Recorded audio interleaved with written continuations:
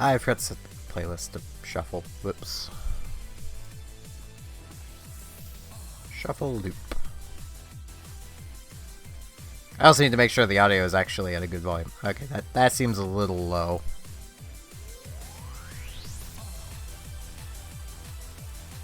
That seems a little better. You guys will have to let me know if it's not great.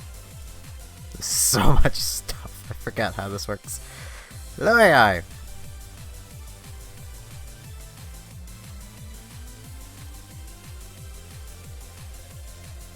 Forgot I was in Fresno. Well, that's money. Yeah, be very careful not to tangle these cords. Which means I'm gonna end up tangling these cords. Yeah, alright. I personally think you should just get your homework done, but, you know.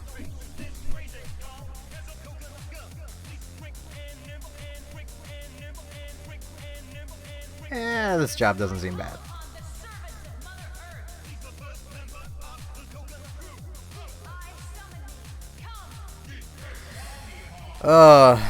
I love DJ's remixes. And I'm using my old Xbox controller, because for... Oh, right, I forgot my home base was here. Oh, excuse me. For whatever reason, the software for the Wii U controller decided to start causing problems, is the best way I can describe it. Basically, I can't see anything that's coming. Yeah, basically I can't see what's coming. If I run Wii U Soft at its the version I've been using forever, certain programs on my computer will just stop running and will refuse to work. I don't know why. They just do.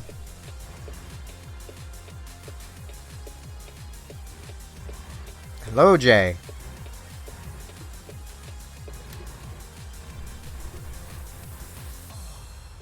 You can retract it all you want. I saw you calling me a foe.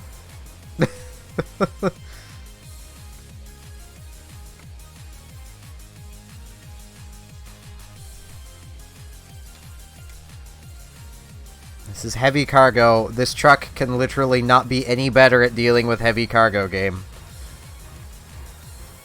For whatever reason, it's apparently bad at dealing with light cargo, because it's so good at dealing with heavy cargo.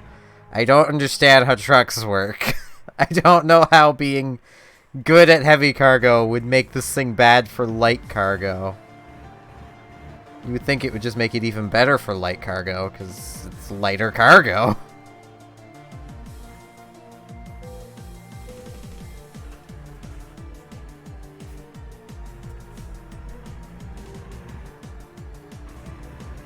I might get a little loopy throughout this stream. I've been falling asleep like 3 hours from now, and I didn't sleep the best last night either, so I woke up a lot. Woke up a lot and at the weirdest times.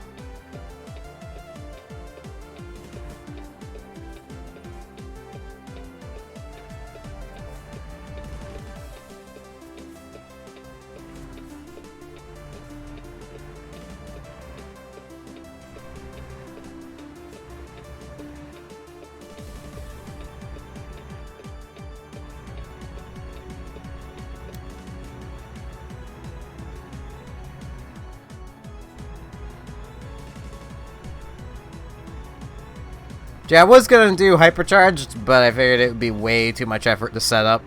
Plus, I needed to get this scene set up anyway, though technically this is just taking over part of World of Warships.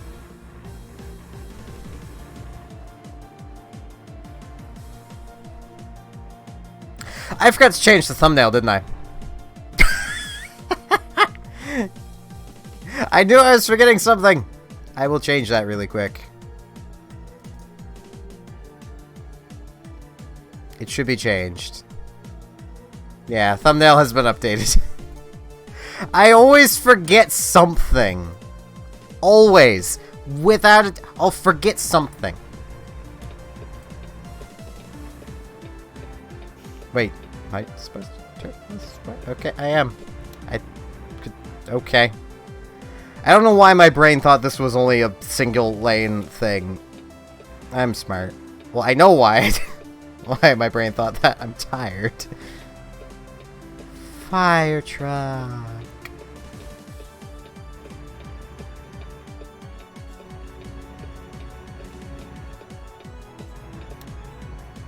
Yeah, I'm tired. It's the perfect time to be driving.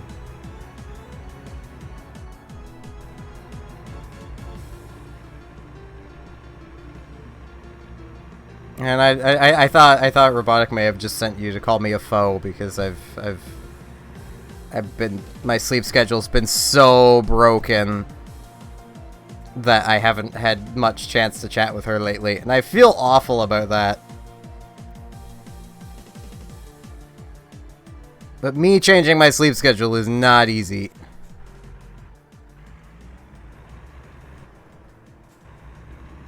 I've been trying to, though. I mean, like, a week ago, I was literally going to sleep right now, so I've managed to push it 3 hours into the future. I'm hoping today to push till about 7, hopefully. Yeah, I get the feeling she hasn't got up yet. I mean, it's only 3, so...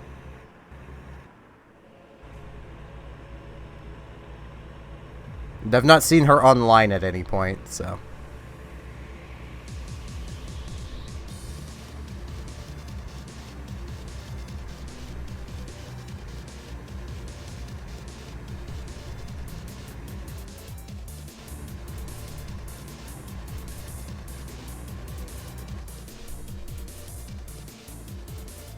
Also, I always sleep way too long. Always. Without fail, I will sleep too long. Or I won't sleep enough. So I suppose I can't say without fail. Because there is that other condition of I don't sleep enough. And that's how my sleep schedule breaks so much.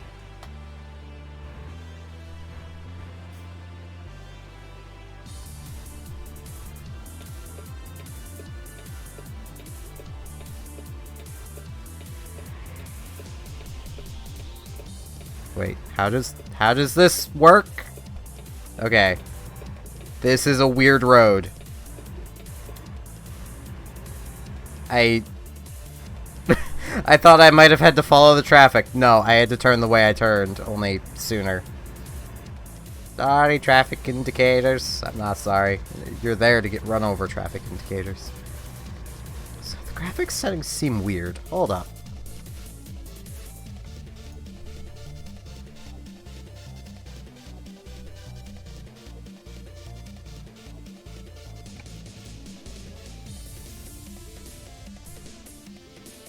This'll fix it.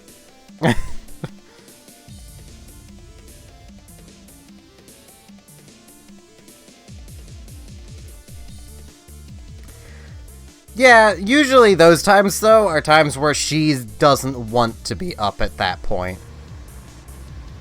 That looks better. Well, the things are still a little fuzzy. Like, the textures aren't quite loading in. Until they're, like, really close.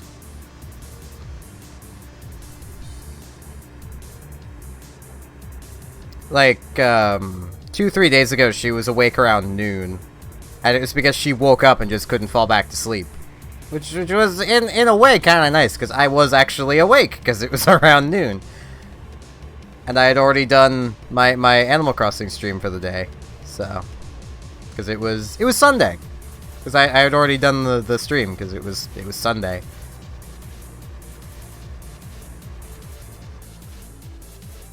So I guess it was more than 2-3 days.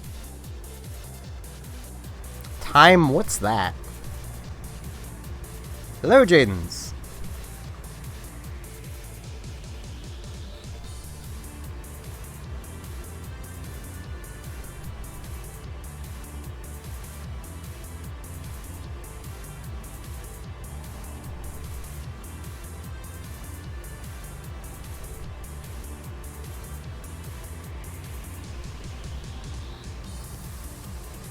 I'm still doing good. I'm a lot more tired than I was, but other than that, I'm doing good. Like, earlier, I was just bursting with energy. Now, my body is already getting to the point where it's like, okay, sleep time. But it's not sleep time. It's too early for sleep time. That confirms you guys can actually hear the music.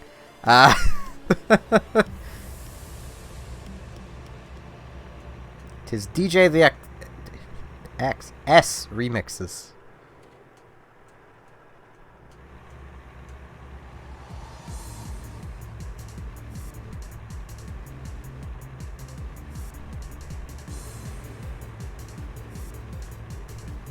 DJ the Ek.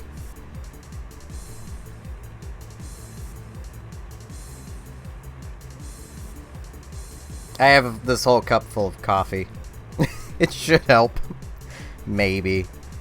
I've drank too much coffee lately. Coffee isn't gonna do anything, but I still drink more just in the vain hope that it'll help.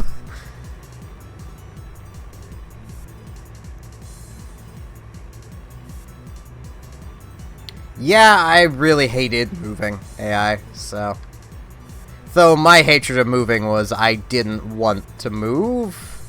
If I were to move on my own, then yeah, I'd be fine. Moving with family was what I did not want to do. Like, I love my family, but like... I've had 23 years with them. 24 soon enough. And I'm just... tired of them in general. I've wanted to move out since... yeah, congestion. I've wanted to move out since I was like 16 though. I've just wanted to be away from everybody. On my own.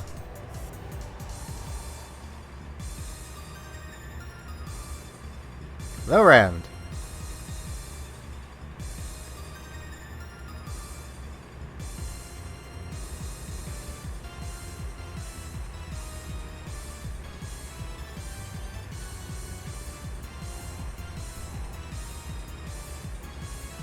Yeah, I didn't really have a choice when we moved to the town we're in now either. So. Because, well, no job. I can't exactly get a place of my own. Though everyone here is tired of me rambling about it, like in this house anyway. But I literally had a job lined up. I was about to get a job back in Digby. All I needed to do was get back to school. Which I know now I probably couldn't have stuck with, but I doubt I would have lost the job. Just because I, you know... And hell, it might have actually helped keep me at school. Either way, but...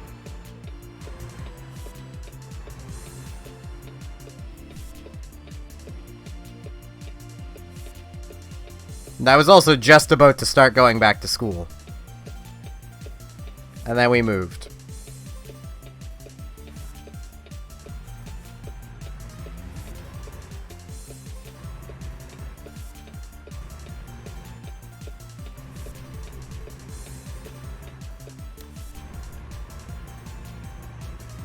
Which I think just about everyone here would agree at this point was probably a bit rushed, and we probably should have given it a little more time. And actually, you know, thought while moving. Because there are a lot of things that we left behind, but did not mean to leave behind. Because A, we had planned on doing 2 trips to get stuff. We only did 1.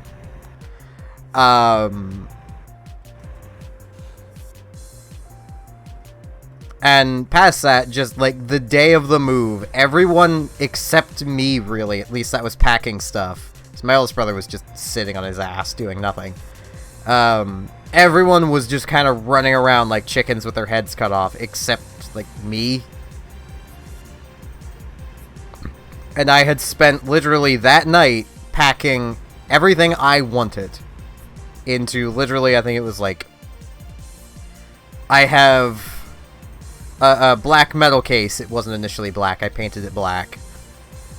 That's where I had put my computer and my Nintendo Power magazines, because, like, hell am I leaving those behind? I don't even have many of them, but, like, hell would I leave those behind? I had a big blue tote box that I had just about everything else in. And I didn't even want to bring my mattress with me, but I was told I had to bring it. Like, and that's all I brought with me. Wait, I had a little wooden treasure chest thing sitting down here as well. My dresser. That wasn't even full of my stuff at the time. It's a my dresser kind of situation. It technically belongs to one of my brothers, but he doesn't live here, and he had moved out and left it behind, so... I brought very little with me, because I didn't really have much I cared that much about. But, like, everyone else was, like, just throwing whatever they could grab into the truck. Which resulted in multiple big tote boxes just being left behind because there was no room for them, and we didn't know what was in them. They were just left there. And a bunch of stuff coming with us that we really didn't need, or no one really wanted.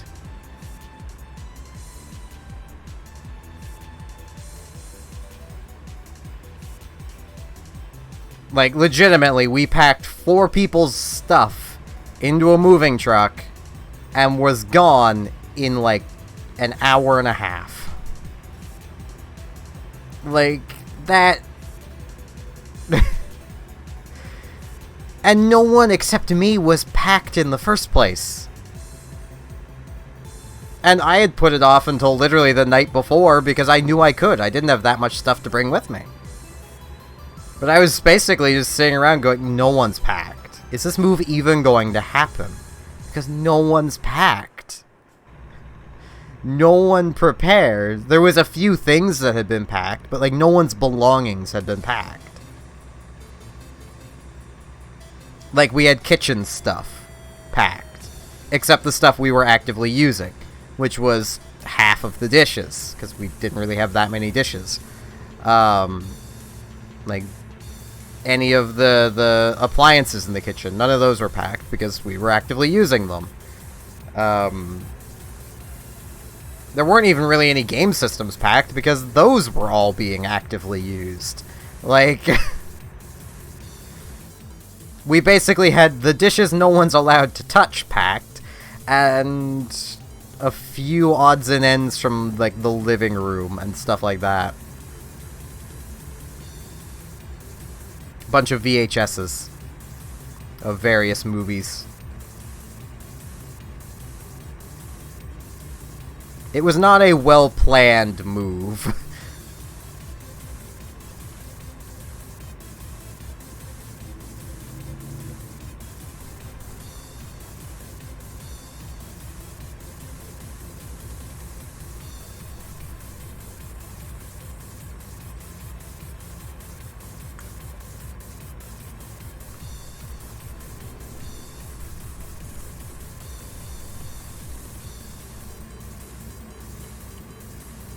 Though, as much as I am really salty about literally I was about to get my life on track before we moved, had I got my life on track, I would have never met Robotic. So, it's kind of worth it in the end.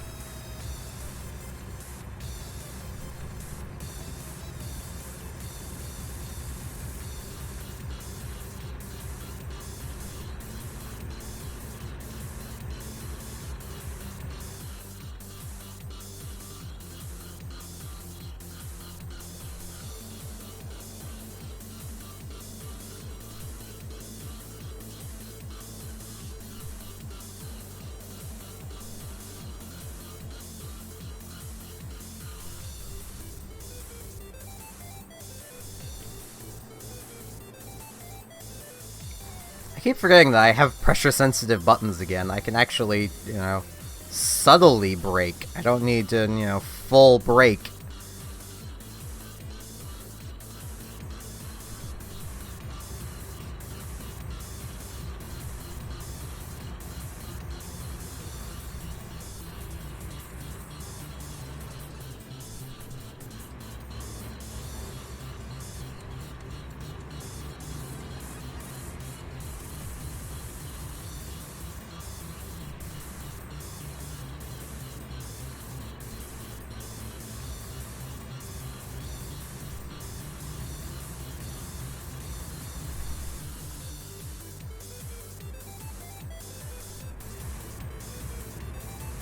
Yeah, it's probably some anxiety from just all of that.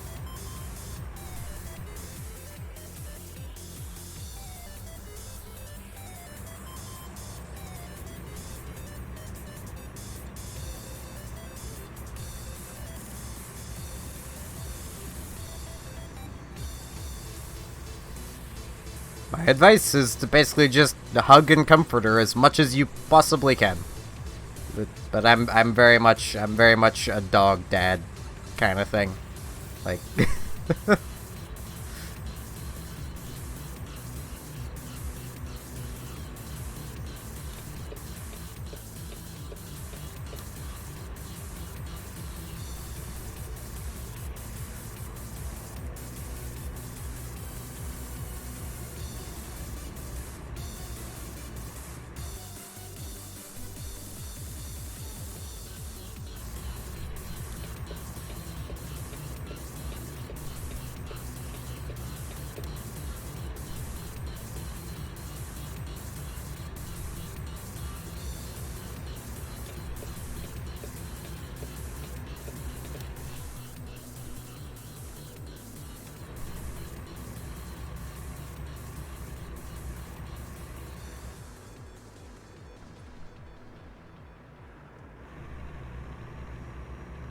though I suppose I could just say animal dad type of person.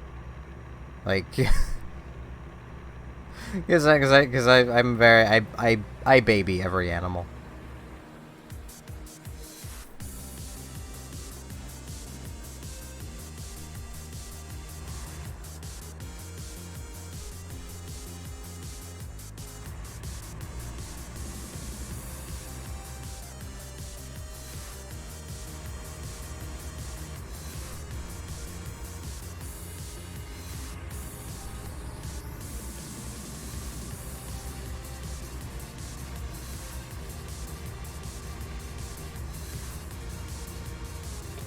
Actually saw a thing on Imgur. I forget even when this was. I am not going around. I'm going right through and you can't stop me.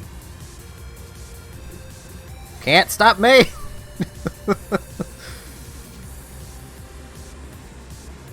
I saw a thing on Imgur that was basically, isn't it wonderful that we live in a world full of animals that love to be petted, and we as humans love to pet animals.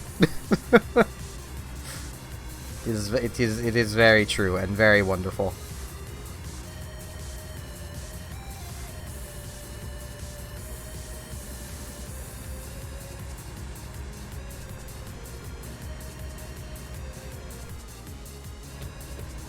Yeah, I am very aware I would be arrested for doing that. I'd also probably be arrested for what I just did there.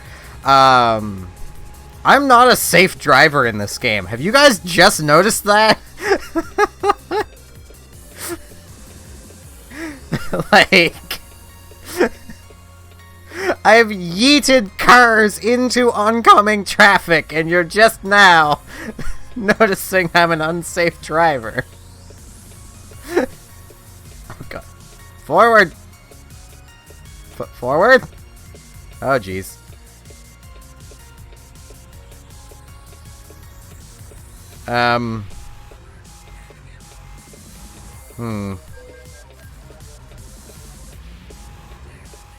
There we go. I don't know why I couldn't go forward before, but I can go forward now. Oh, there goes the stop sign. I couldn't exactly help that one, though.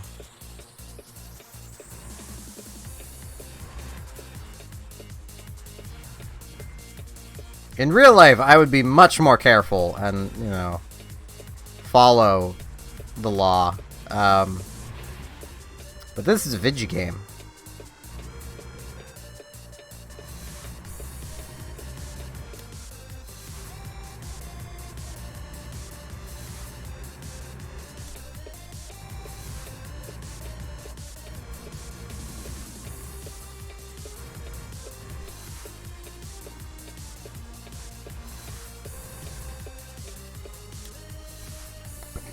I need like one of those little like stream decks so that every time I yeet a car, I can just push a button at the same time to play 8-bit drummer going yeet, because I feel that would very much add to the moment.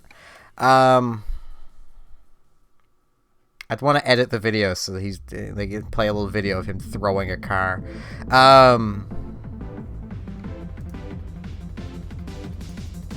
Also, 8-bit drummer is amazing. You guys are looking for just a very wholesome content creator to watch. He is very wholesome. That is very awesome. I could get more money per kilometer if I went with this one. But I get more money if I go with this one. And this seems like a lighter load, because it is, quite significantly. I'll take this one. Oh! And it's right here! Which is gonna be problematic, because I don't...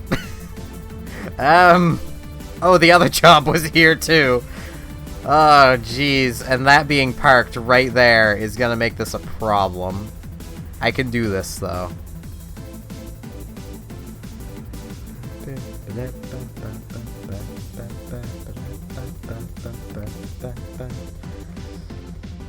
I love the Heavy Lobster theme. All the music from Kirby Superstar is amazing, though. Like, all of it. I really need to get back, like, well, I'm gonna start again if I do it, but I need to do more Kirby Superstar Ultra. Such a good game.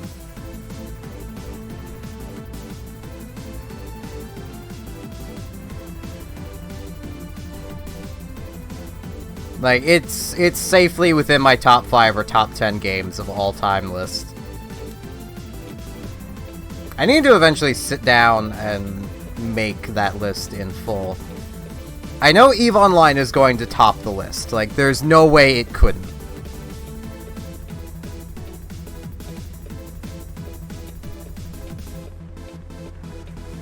So, you know, EVE Online's #1. That's for certain. Also, what the hell is this trailer? It's just 2 wheels at the very back. Other than that, it's just a big old box.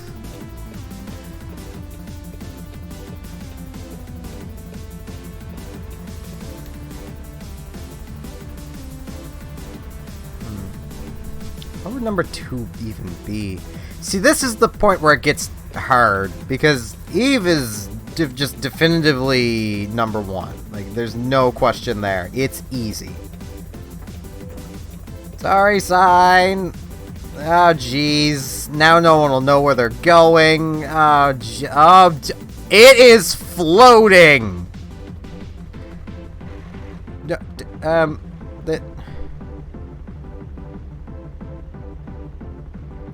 It is floating gently down to the floor.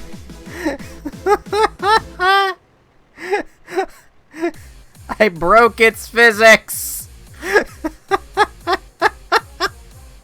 Also, once again, the shit is up with this trailer. I suppose it's 4 wheels in the back, but it's just wheels in the back of a box!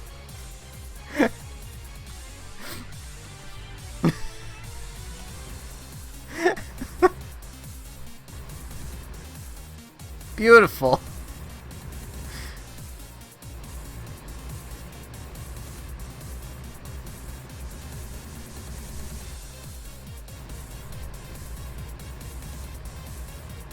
Okay, I think #2 of my favorite games would have to be Star Ocean 2.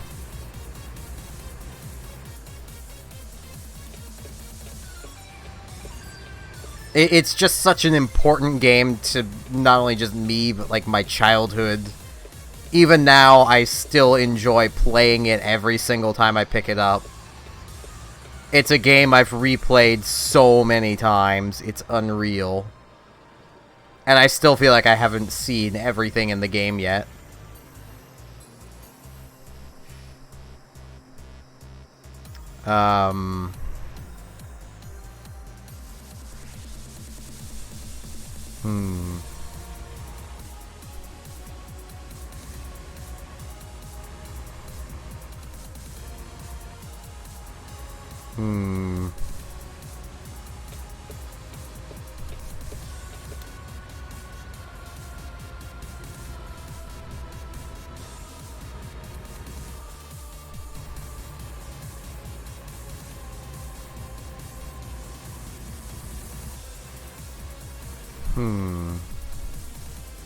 Number 3.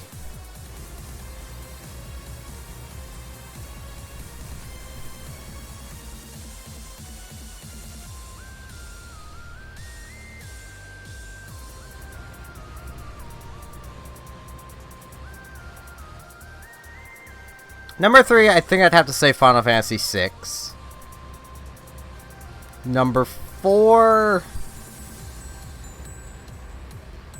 is I kind of have to give that to something that almost kind of shocks me given my initial impressions of the game. Splatoon. And Splatoon 2. They share a spot, because I like them both equally. 5, I'd say Kirby Superstar Ultra.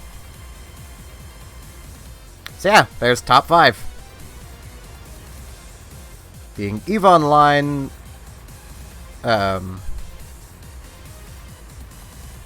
yeah.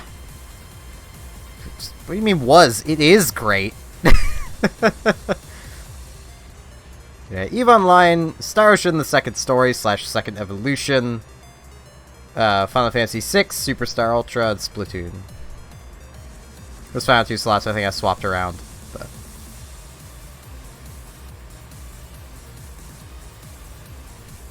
yeah, I swapped them around. 4 and 5 are pretty much interchangeable.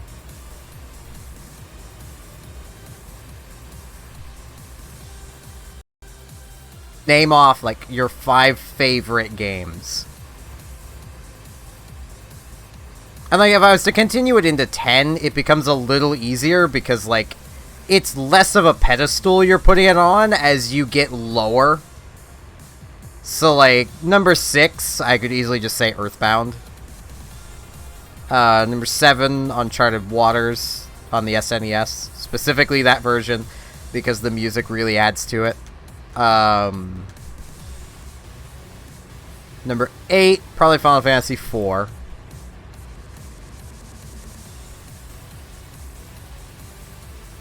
Nine, Fire Emblem New Mystery of the Emblem. My personal opinion, that is the best Fire Emblem game, period. As you might guess by it's the one I'd put in my top 10 games. Never had a North American release, sadly. Though I know I've ranted about this in the past, but I need to do a small rant about it again. That tumbleweed was in the floor. Fire Emblem Awakening didn't save the Fire Emblem series. Releasing a Fire Emblem game saved the Fire Emblem series. It had been quite a few years since the last Fire Emblem, and that was Shadow Dragon. A game that everyone going in knew was a remake, which means people are less inclined to buy it. And even then, honestly, I'd put Shadow Dragon as a better game than Fire Emblem Awakening. And definitely a better game than Fates. That whole triple cluster frick. Cash grab, if anything.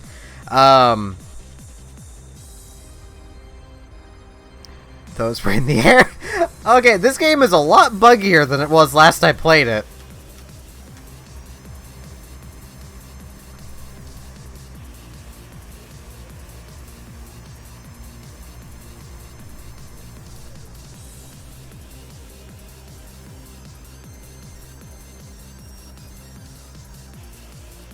Fire Emblem Fates was a cash grab. Through and through. It literally looked like they... Whoa!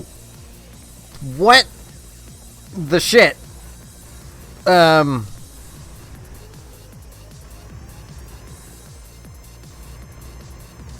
Okay, well, I'm over here now. Or not. Hold up. Truck coming through. There we go. The AI crashed into itself at a... Okay. And then I crashed into a cop car. Because who cares about cop cars? They're immortal anyway. Like, I've not even played much of Fates, but what I've played, I already know it's just the worst. Like, I've not played it to completion. I will one of these days. Like, I will still play it to completion. But it's just not good.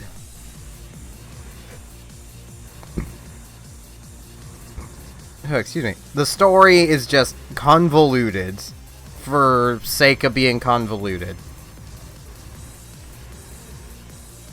The main character is such a blank slate that it's just sad. Especially because they're the one the story is built around.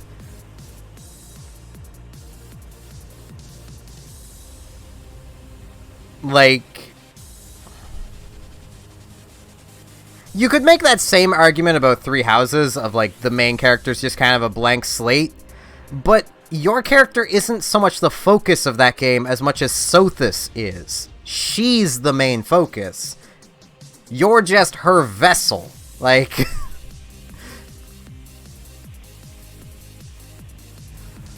you're the vessel to tell her story.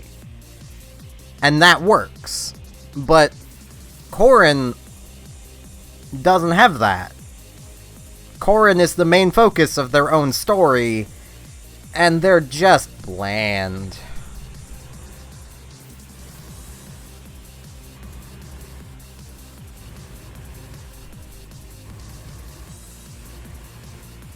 And then even once you get into gameplay-wise with Fates, they took away weapon durability entirely.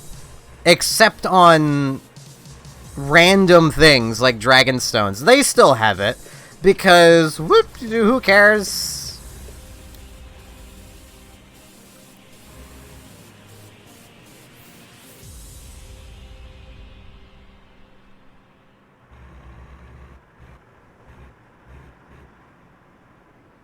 Yeah, usually the Avatar characters get a canonical gender. Like, the Avatar character for, shit, which one was it?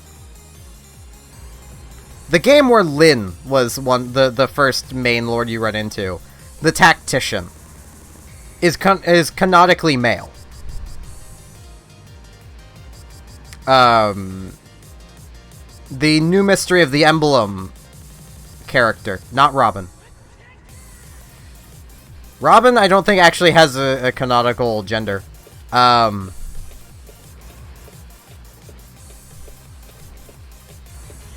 is Awakening. Lin is not in Awakening. Well, technically she is, I think. Is she one of the Street Pass characters? I forget. I'm not firing up Awakening to see. I need to finally finish Awakening at some point, too. Jeez. I had such high hopes for that game. And then it was just kind of bad.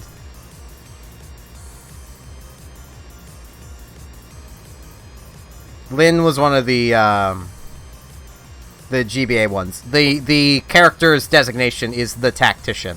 They don't have an actual name. Same with the Avatar from New Mystery of the Emblem. They don't have a canonical name. It's just the Tactician and the Avatar. Which does mean the creator character from New Mystery of the Emblem is gonna stop the Fire Lord. So, we got that going for us. Maybe that's why that game's so good. Which does technically mean you could call that character Aang. Though it's canonically female, and no one cares about Korra. If you like Legend of Korra, I'm sorry. I hate Legend of Korra so much. I hate it so much. Also, YouTube. I am still here. Also, I'm gonna turn the music up. If it's too loud, let me know.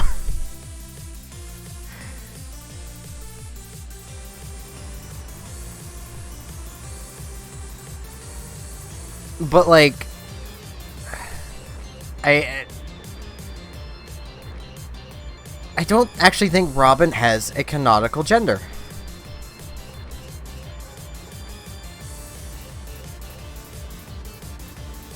I'm trying to think, but I don't think they're ever mentioned again in any of the other games. That's the problem. They're never mentioned again. Like, the events of Awakening, I don't think were ever mentioned again. The only time that happened before that, I believe, was Sacred Stones, and that took place on an entirely different continent. That's why it was never mentioned again. Awakening took place on the main continent. That's how they know of Marth.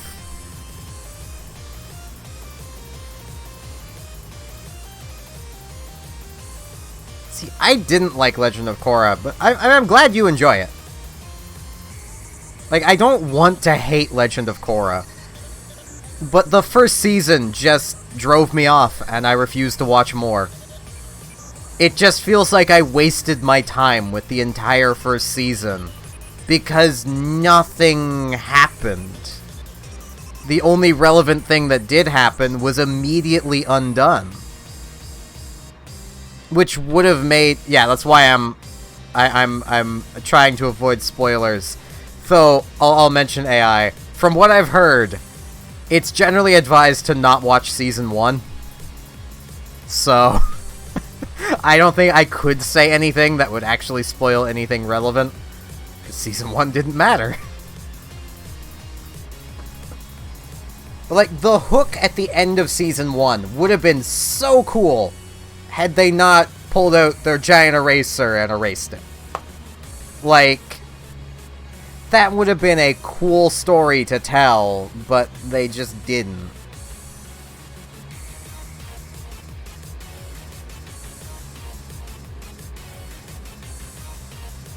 Like, I've been tempted to go back and watch more, but I think the only way I might watch more is if Robotic wants to watch it. And I watch it with her. But she still needs to finish Last Airbender first. She's not even through book 1 yet. Because her and I haven't watched much. At all.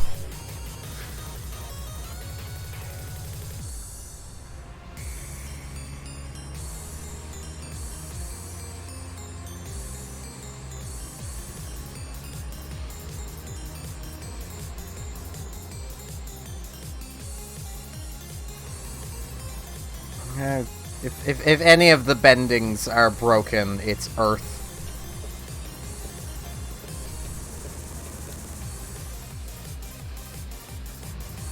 I mean, fair enough, Jay. I mean, if you like it, that's great. I'm glad you like it. As I just said, like, I don't want to hate it.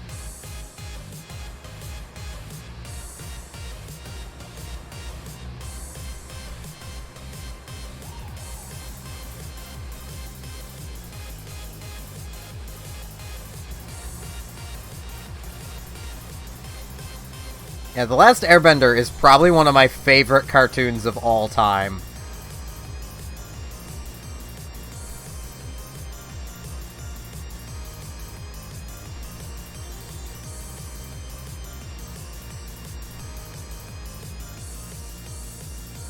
And, like, it's such a good cartoon, because it still holds up to the cartoons of today. Like, in some cases, it's just objectively better, looking at you, Apple and Onion.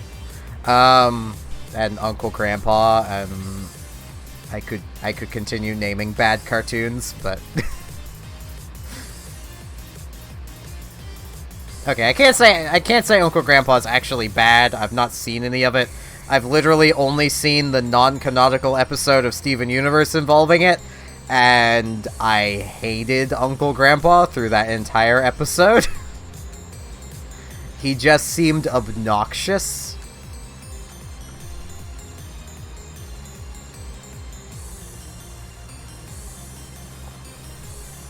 And I mean, I'm all for silly characters. I like silly characters. But, like, moderation. Moderation is required.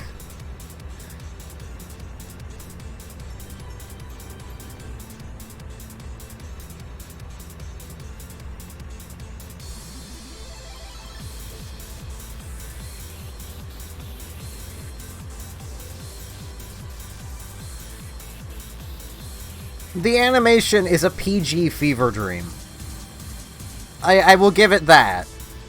But that's about it.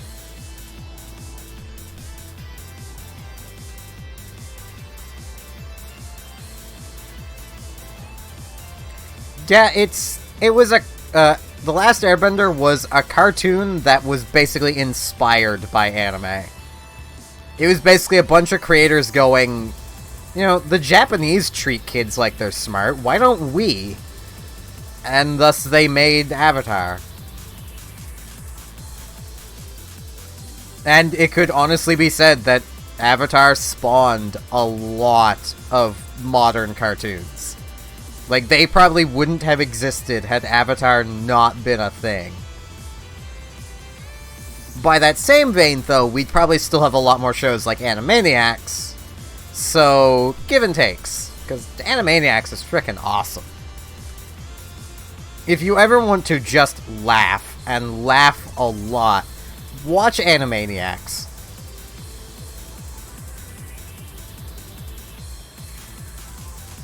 It's even more, it's like one of those shows that the older you get, the more you'll get of the jokes.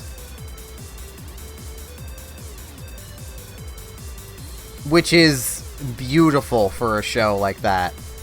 Because they knew that, you know, Warner knew that kids are gonna be watching this with their parents. So they're like, yeah, let's just mix in a bunch of adult jokes that the kids aren't gonna get, but aren't, like, vulgar enough that's gonna get us shut down.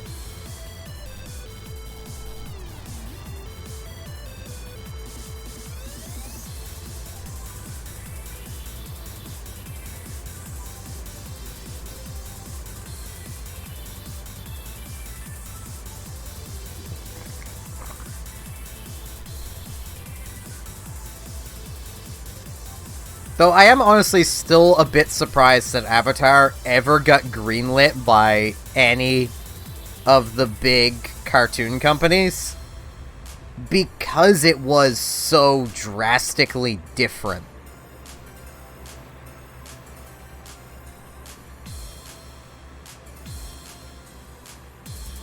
Because, like, it's not like the first time that a cartoon was, like, semi-serious. But it was the first time that a cartoon wasn't force-feeding you morals. Or just being silly fun.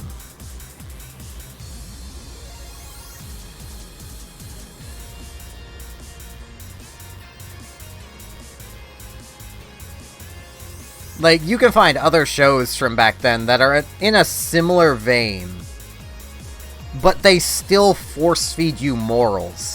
But Avatar never does. The closest it ever comes is them teaching Aang how to exist in that world. Like, that's about it. And that's purely because Aang is displaced. He's 110 years old. I think. Might be 112. I forget if he's 10 or 12.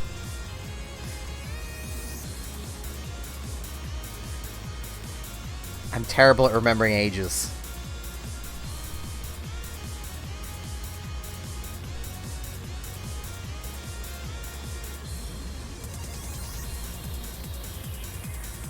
But, like, just thinking of, like, Codename Kids Next Door. They still had episodes that were about teaching morals.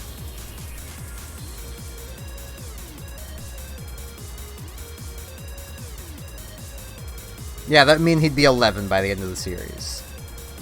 I could swear he was 14 by the end. But it was only... I don't know. I'll have to look it up later, because now I'm curious. My later will probably be at like 5 a.m., but it's fine.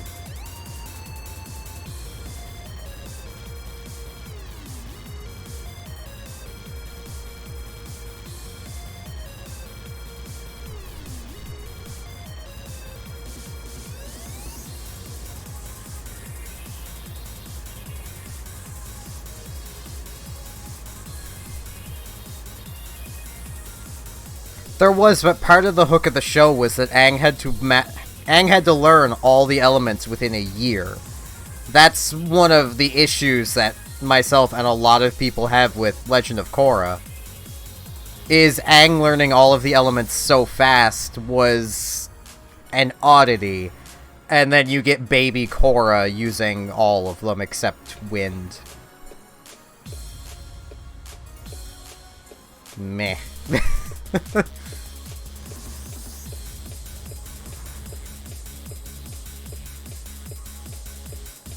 Korra is a Mary Sue. There's almost no getting around that. She is just kind of a Mary Sue. And it purely seems because the writers looked at it and went, well, let's do the opposite of The Last Airbender. So Aang struggled to learn all the elements. Well, let's have Korra struggle to learn wind. And that's it.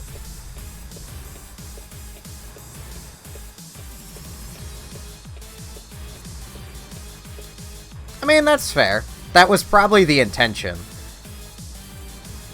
I mean, let's face it, it's probably a case of I'm just taking that universe way too seriously.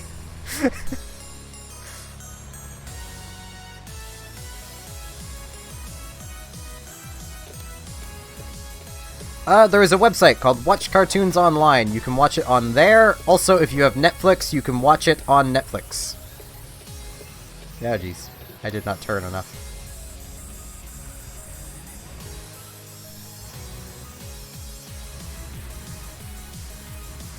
And yeah, I'm trying to not spoil too much about The Last Airbender.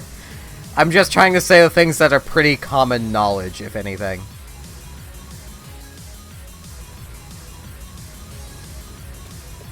Because I know there are people that still haven't watched it, and it's basically Undertale syndrome. You want to talk about it, but you know that it's best experienced firsthand. Like...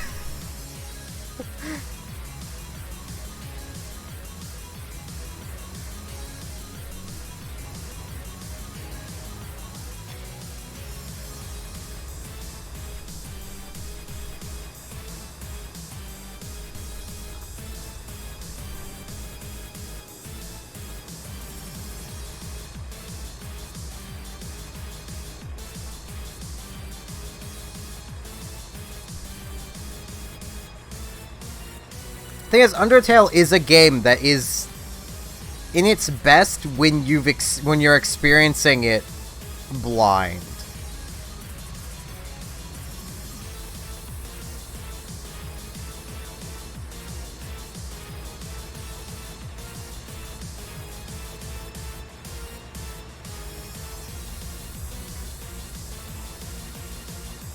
Fair enough, not everyone's gonna be.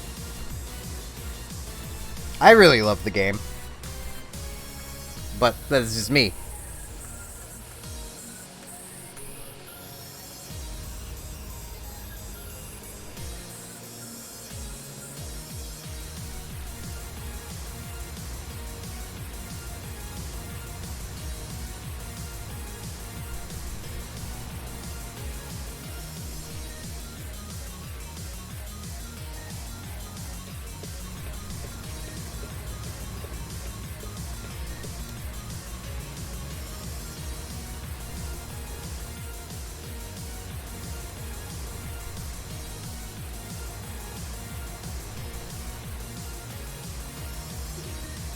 Yeah, Toph is amazing.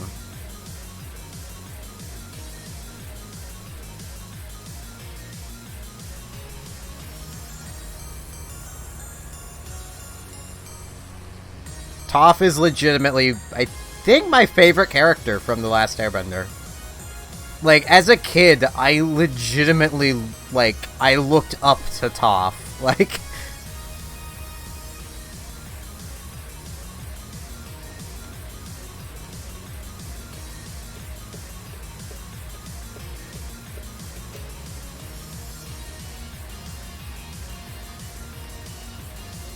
Feels like I'm on the wrong side of the road. Because of that stuff on the right. Oh, gods. I don't like this road.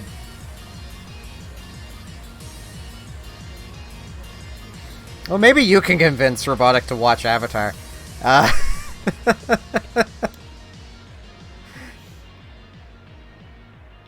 I'm to the point where I really just want her to experience that show.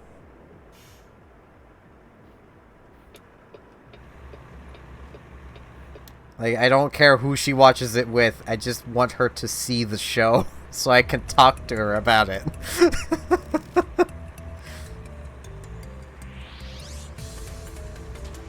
All the characters are really fleshed out. You just might not pick up on it on your first watch of the show. Honestly, the character that had the most development is Zuko. He had the most development.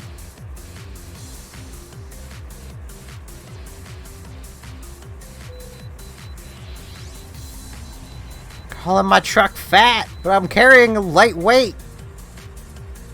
Rude.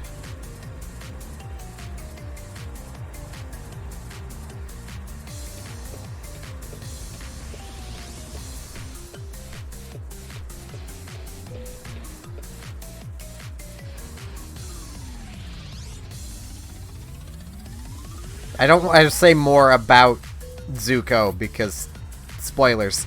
But he does have the most development.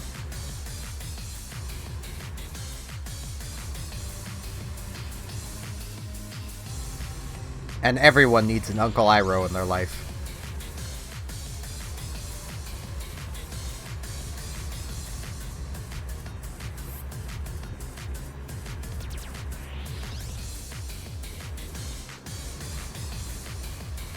Though memes could tell you that much.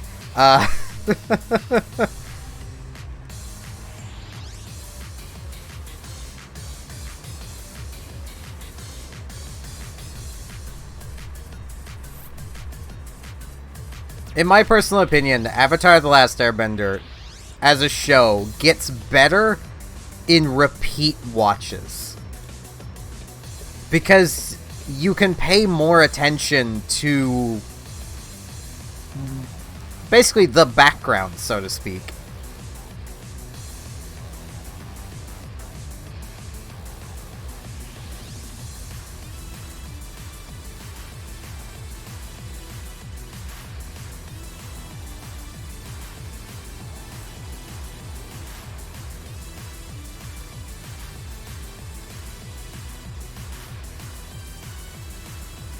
I think the only character that I don't like, and I can't even explain why I don't like him, and it's not that I don't like him as a character, I don't like him, if that makes any sense, is Jet. Jet can go suck an egg. But I can't explain why, because spoilers.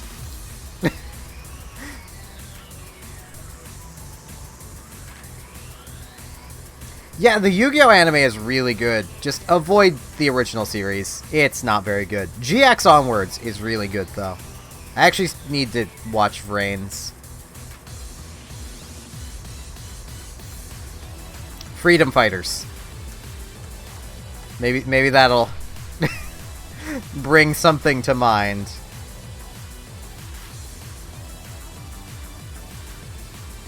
Freedom Fighters uses dual hook blades as weapons. Has a Trico twig.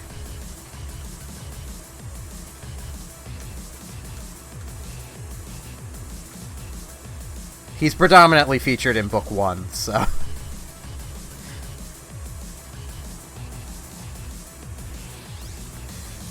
Like, it's not that I don't like the original Yu-Gi-Oh! Anime, it just... It's not as good as the others. It's a good introduction, kind of.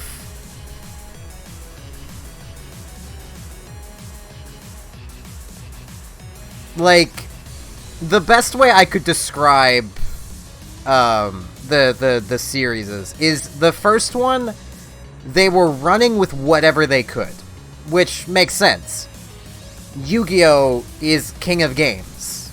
Like, it's not meant to just be a single game. Which is why through the original series, they did more things than just play the Yu-Gi-Oh! Card game. But, like, they played fast and loose with the rules in the first season. Well, first series. And then from GX onwards, they played more and more by the rules, to the point where, aside from lore reasons making the decks do whatever they're doing, you could probably take an anime protagonist's deck from Yu-Gi-Oh! Vrains, and assuming it hasn't been banned, play it. And it'll work just fine. They're playing working decks that have consistency and would viably work. That's where I'm coming at it, is because I play Yu-Gi-Oh! Like, GX has that problem of the decks wouldn't work viably. Like, in the the times where they were panning through the decks, like, Chaz's deck was nearly entirely normal monsters. Like, that just wouldn't have worked back then. Especially where a lot of them were Ojamas. Because it's the Chaz, and he's haunted by Ojamas.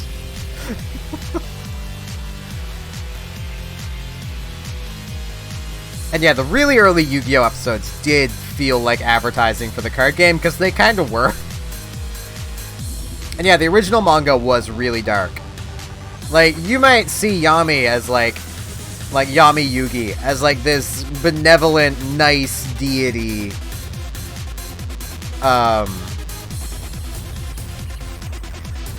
Where, you know, he wouldn't do anything evil. In the original manga, he was challenging people to shadow games all the time, stealing souls, killing people, like... Yami Yugi is a dick. In the original manga. Though they also very rarely played the Duel Monsters card game. They played a bunch of stuff, because, as mentioned, Yu-Gi-Oh! Means King of Games. Like, Duel Monsters isn't the only game.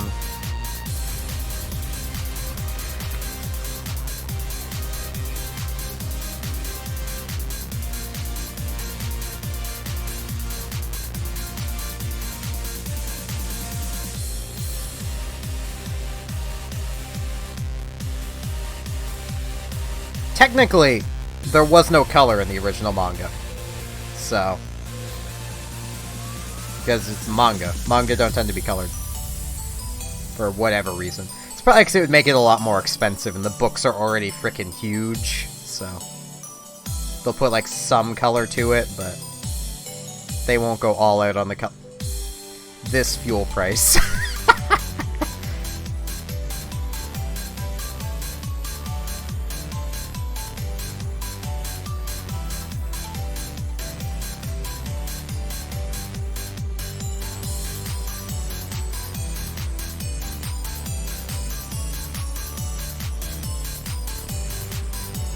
I forget where he had green hair. I think it was in the pilot anime he had green hair. Because there was a pilot anime. Well, it wouldn't take forever to color them. It wouldn't take that long in the grand scheme of things, but it would be much more expensive to color it. So, like, I wouldn't be surprised if most manga is drawn colored and then just scanned to be black and white. Because that would aid with shading and making everything look right.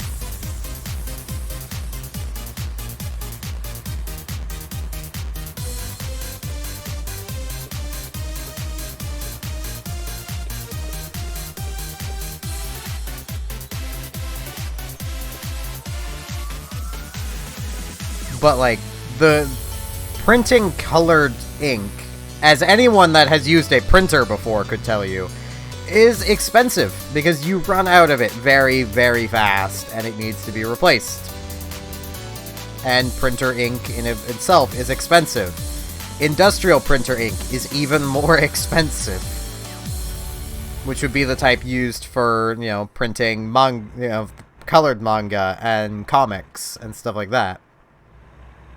So, it's also why comics are so short, is because well, color is a big selling point of comics. And, well, ink is expensive. Color is expensive.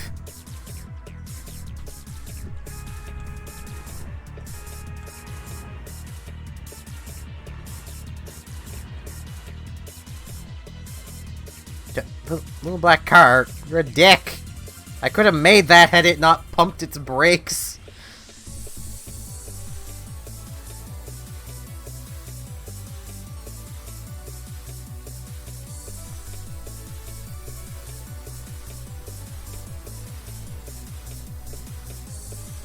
Printers aren't sold at insane prices. It's the ink that's sold expensively. Printers are cheap. Printers tend to come with printer ink. You could legitimately just buy a bunch of the same printer, and you'll have all the ink you'll ever need. You'll have a bunch of printers, but, those can be disposed of. Landfills love them. They don't.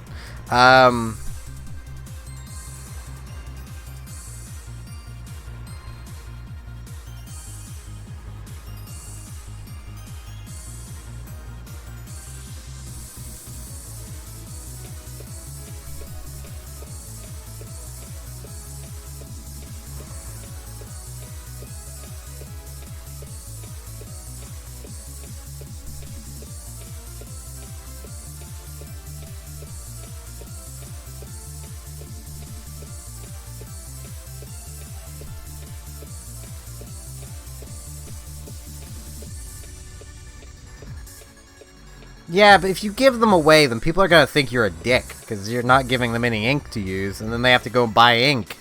In which case, they'll probably just go and buy a new printer anyway, and now there's just even more printer waste, technically. So...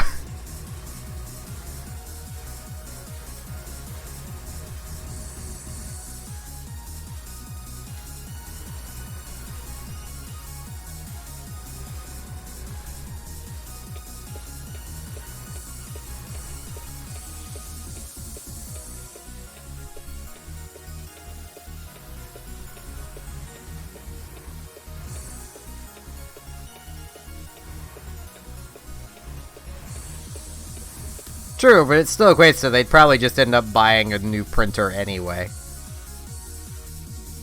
It's not worth the time to do that. It's not enough experience to be worth it when I'm... That 15 to 25 experience is not worth it when I'm making 1,112.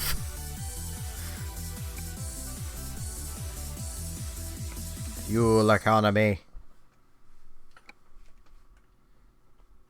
Old Man McGee is getting really good at truck driving and saving fuel. He's getting really good at somehow making his truck more fuel efficient by just being a better truck driver. It's rather interesting. Also, did my music stop again? Nope. No, it didn't.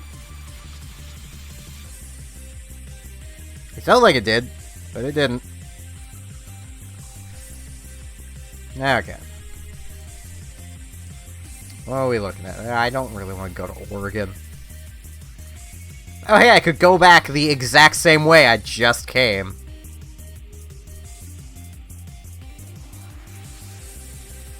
Well, it does make it a deeper black.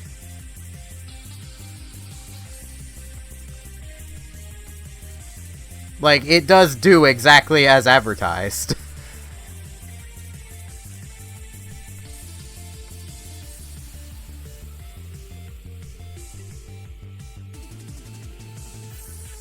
Because it's basically where blue is already a dark pigment. You make blacks blacker by adding more pigment to them of dark pigments.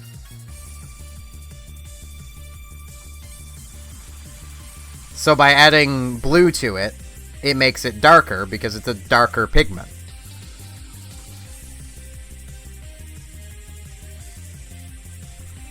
I want to go to there.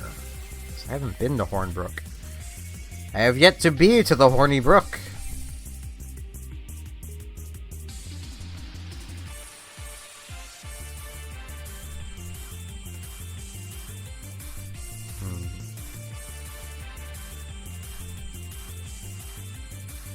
No, I highly doubt people care, but I imagine you'd probably be able to see the difference. Like, visibly see the difference.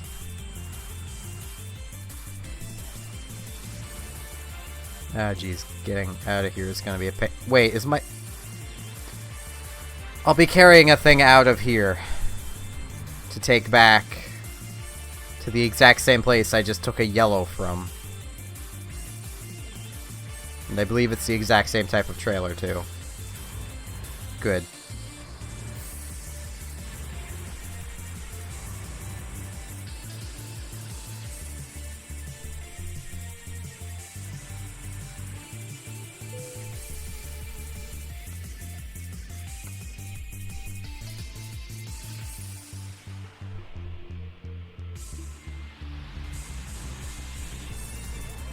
I got a keyboard. I'm good.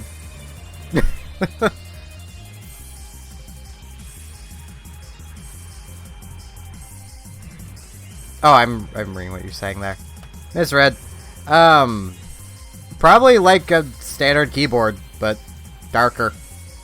It'd probably look very matte.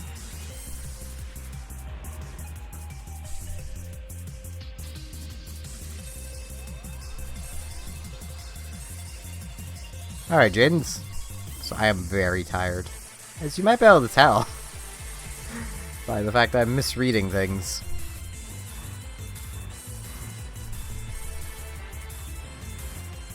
I am mostly doing this stream as a way of helping myself stay awake. I'll be honest. This is a way of me trying to stay awake.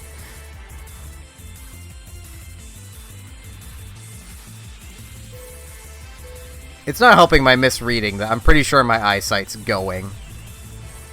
Like, legit going. I have a really hard time reading text on my TV now.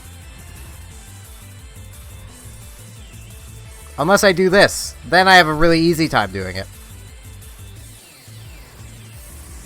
Because my right eye is shit. Oh, jeez. Glasses cost money. That is the problem. Oh, jeez. I might actually be stuck. Oh, no. Here we go. Glasses cost money, and I have a grand total of, like, $17.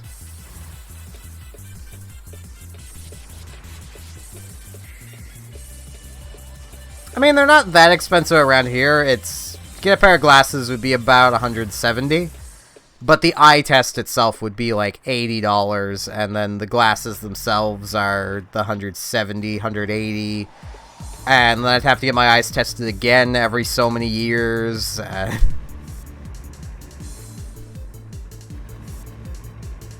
Potentially new glasses every so many years. Glasses are expensive. Like, it wouldn't be so bad if the human eye didn't just progressively get more shit as time goes on, but no, it decides to just get more shit as time goes on. And that creates problems.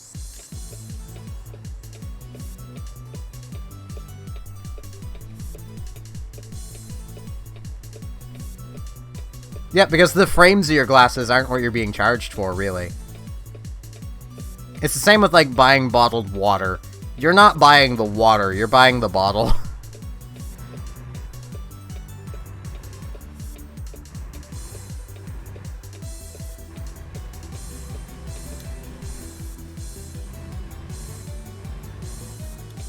I mean, not everything gets worse over time.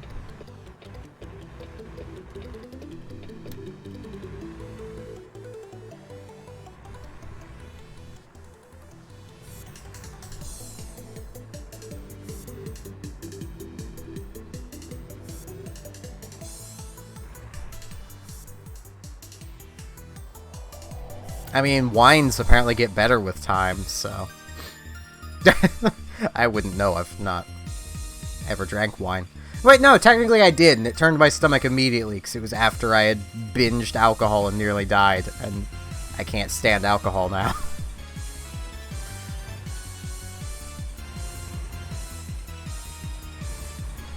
Never drink a massive bottle of whiskey on your own, kids. I'm sure there's some part of the human body that just stays the same.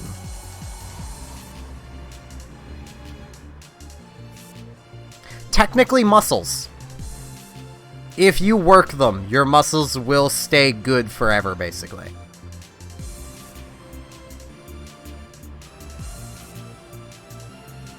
I know I've told this story before. Basically, I had a mental breakdown and drank nearly 2 liters of incredibly high % whiskey.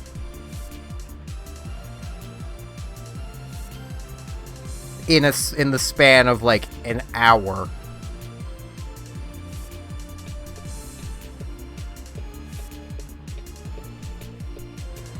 That is the last time I ever touched alcohol.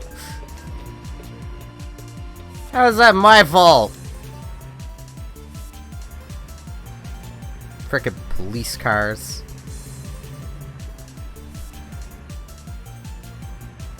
I didn't even see them. Yeah, I can't even, like... I couldn't tell you because I don't, like... I still remember everything, but I just remember going to bed.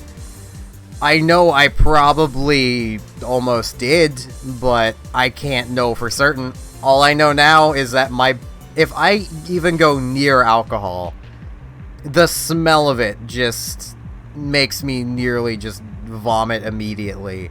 And I just feel completely repulsed from it. Like...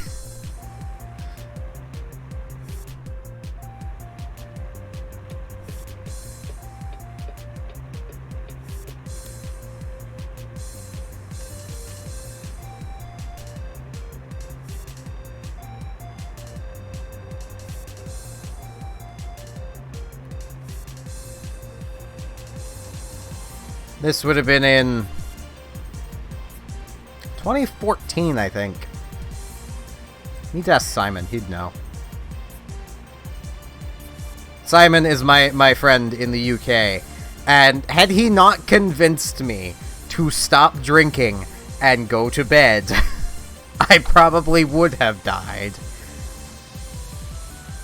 Because I was going to drink all of that, and then I was going to break into my sister's alcohol and drink that. She had a fair bit, too. She also had whiskey. It was Fireball. I hate cinnamon spice, but I was gonna drink it anyway. And then I was gonna drink my mother's vodka. If I was still there, because... And I even distinctly remember the thought in my head was, drinking makes the pain go away, so I'm going to drink until it goes away. That was the thought of, people say drinking makes the pain go away, so I'm going to keep drinking till it does. And all the drinking did was made it worse and worse and worse and worse, which kept me drinking more and more and more. Drinking alcohol is fine, just be responsible with it. And if you have severe mental issues like I do, don't drink at all. Like, at all.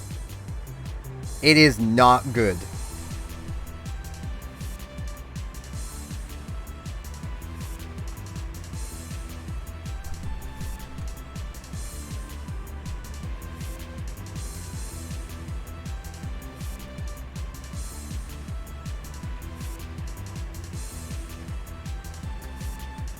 But my buddy Simon convinced me to stop drinking, get a large glass of water, and drink that, and then go to sleep.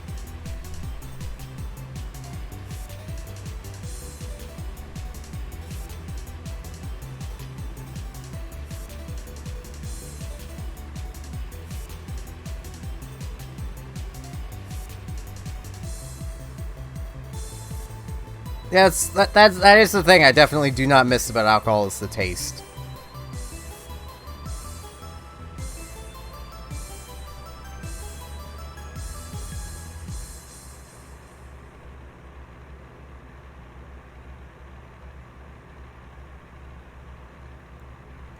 Though, even, like, alcohol never really had that big of an effect on me, either.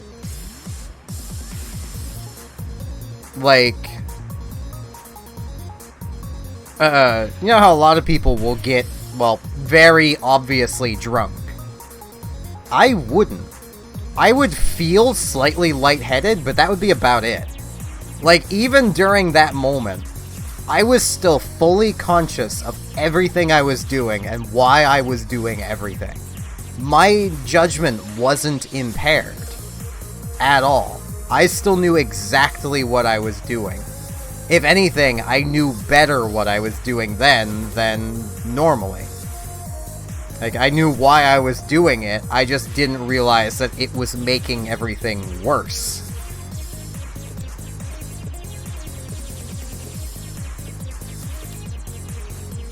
Like, a good example I can give is my reaction to alcohol to even, like, my siblings. I was visiting my older brother who doesn't live here. He has a place with his girlfriend. And we were all out drinking. They were very drunk by, you know, the end of the night. I was still myself, except I threw up a bit. I had drank more than both of them. Like, I'm bigger than both of them. Like, I'm physically taller, and I'm not bigger than well, technically, no, I'm not bigger than them. I'm physically taller than both of them. And I was still overweight at the time. But, like, I just threw up a bit. I was lightheaded and still very aware of everything.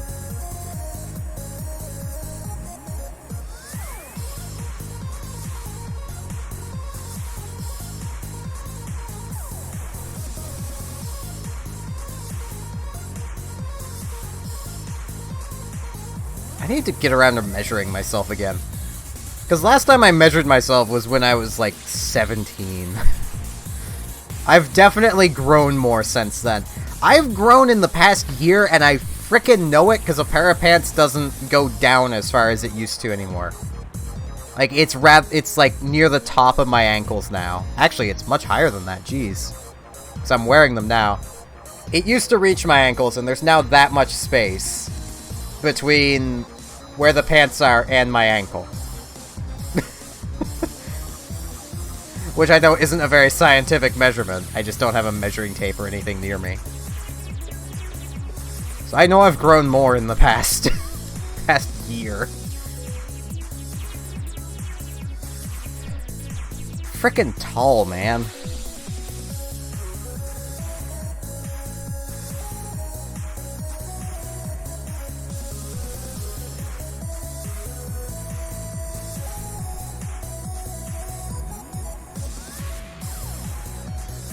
Based on that, I'd say I'm probably, given I was basically 6'2" before. I'd say I'm like probably 6'4" now. 6'4", 6'5". Jeez. Tall. I don't like it.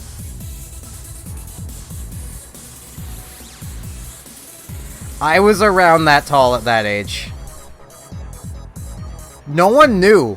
Because even now, like, no one can easily tell at a glance how tall I am, unless they see me from the side. Because I slouch. All the time. Like, even now, I'm sitting kind of like this. Like... I don't ever sit or stand up straight. I just don't.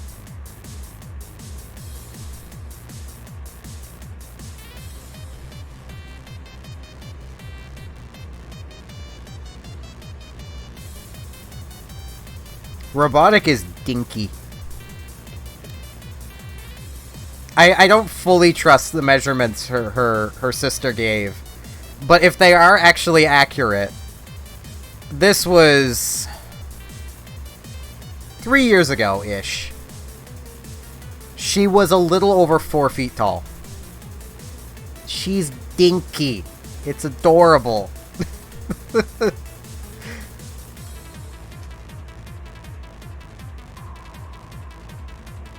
She is a dinky bean. I don't overly trust those measurements, because I don't trust her sister. But it's safe to say she's definitely short.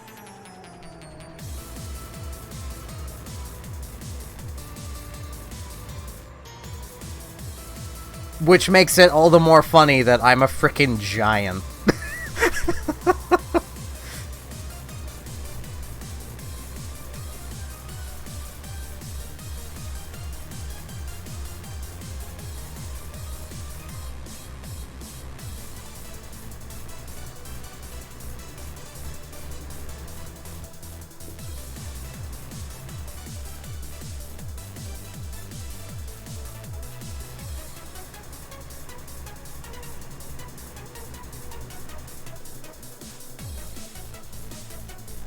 I need to replace Super Mario RPG. Yes, Super Paper Mario. Need to replay that too.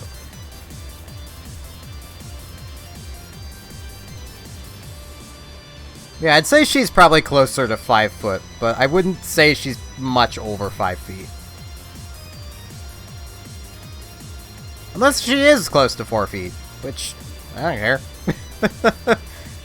She's still going to be a short, adorable bean.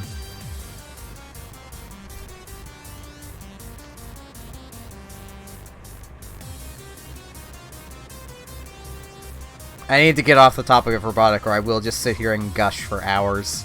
The more tired I get, the more I gush over her. So...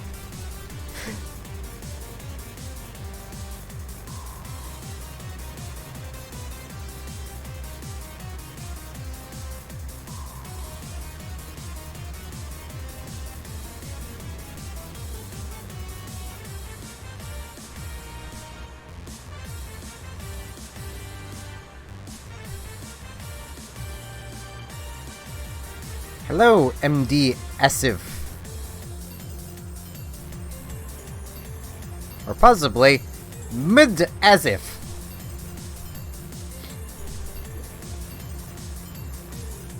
Though I doubt it's that one. Though if it is, I don't know. I'm not gonna judge.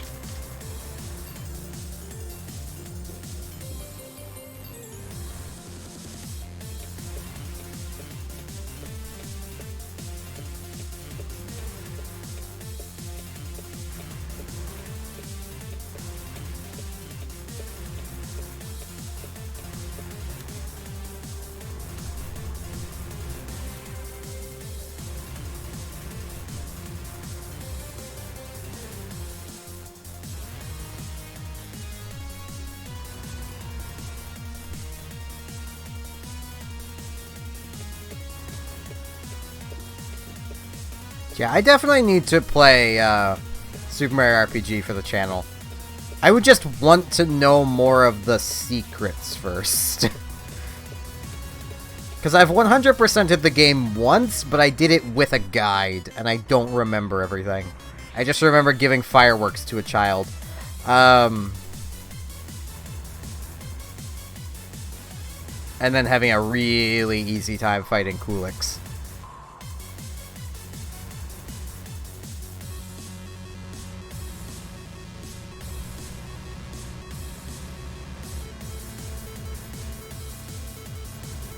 But why would you play the demo when you have the game? I'm assuming you mean the Splatoon 2 demo.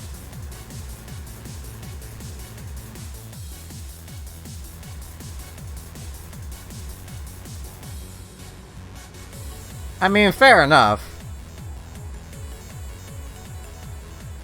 But I mean, you could just change your name for that.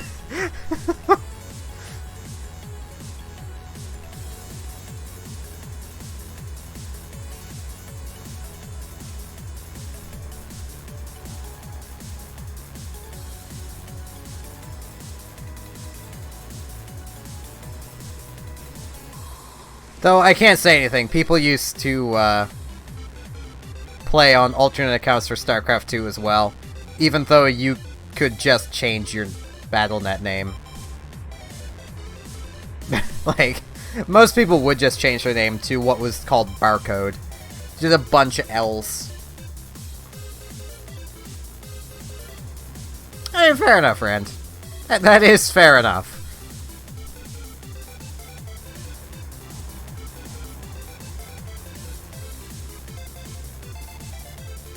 Yeah, for time reasons, I don't think I'd watch through Chugga's LP to remind myself of the secrets, but I would definitely I'd definitely review like a walkthrough, and just to make sure I remember to do everything. Excuse me. I mean, I do tend to listen to Chugga to sleep, but you don't tend to retain information that's told to you while you're asleep, so I would only know the beginning.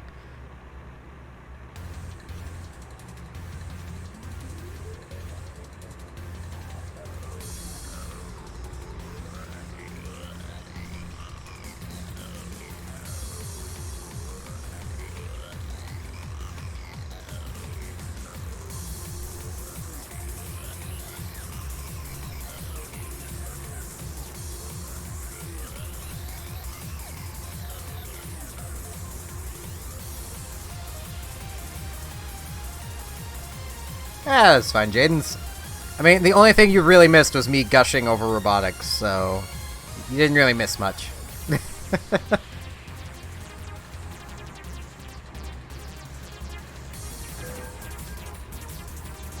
Whoops. Sorry, officer. This is why you shouldn't drink and drive, kids. I need to go pour myself some more coffee in a little bit.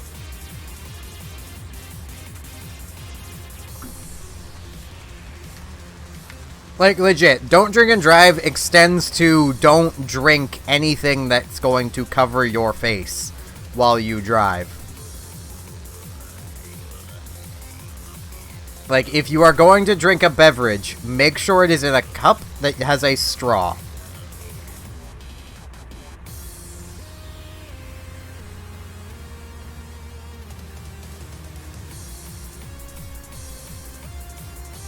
Which will be even more relevant if I can actually get, like, the vehicle and license I want in real life. I want a universal carrier. If you don't know what that is, it's a World War II battle taxi. It's basically a tank that can be driven on streets. Like, I could drive one around the town I live in. I couldn't take it on the highway. It's too slow for that. But I could drive it around the town, and that's all I would need it for.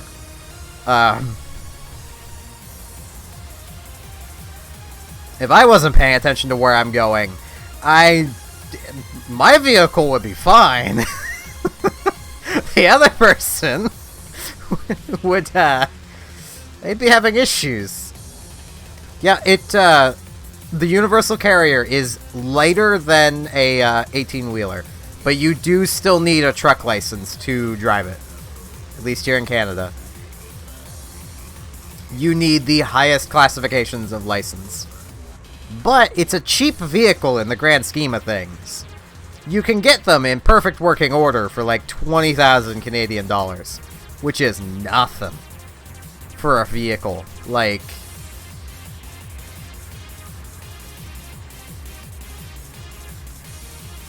and the thing apparently handles like a car.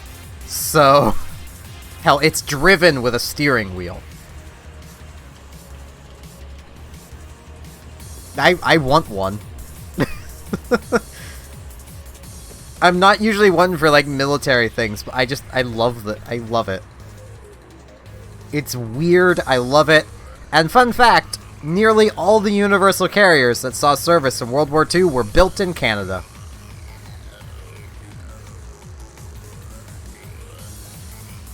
So I would just be bringing one home.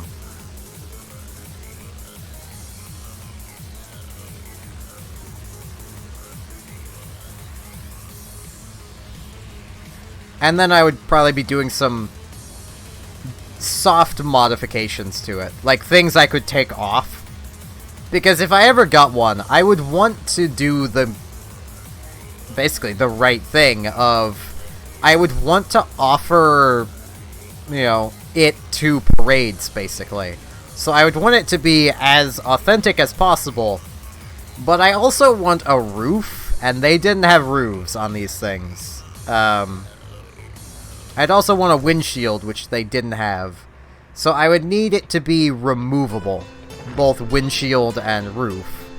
Should also mean I'd need removable wipers, and, you know, it'd be a lot of work, but I'd be willing to learn how to put them on, take them off. And I wouldn't even want the roof because I was worried about the vehicle braking. No, those things aren't gonna be killed by a bit of rain or snow. It's just I don't want to be sitting in the rain. Or snow. I want some protection from that. And bugs. Song of Healing.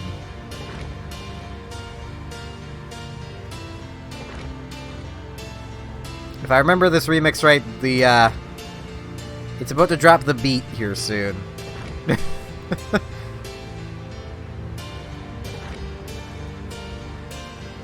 Drop the bass, that's what it's called.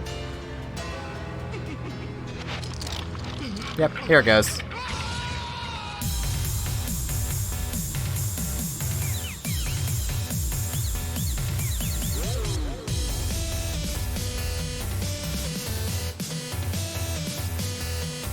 God, how could I forget about Majora's Mask? No, that has to go into the top 5. So... Splatoon's getting kicked to number 6. It's taking number 4. Superstar Ultra's going to number 5.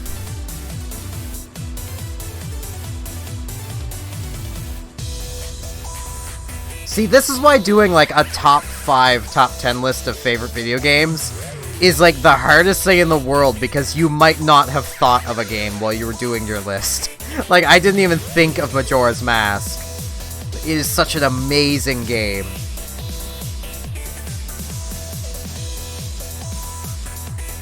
I played it as a kid. Like, we had borrowed the game from one of my older brother's friends, who actually, technically, I could say just one of my friends, because he became my friend because I was a little kid. I forcefully inserted myself into you know, their friend group.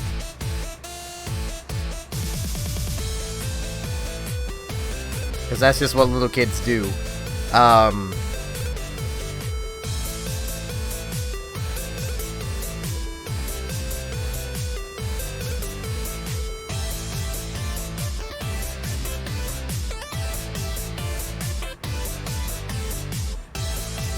And I remember playing Majora's Mask as like a 4 or 5-year-old kid. Welcome back, AI.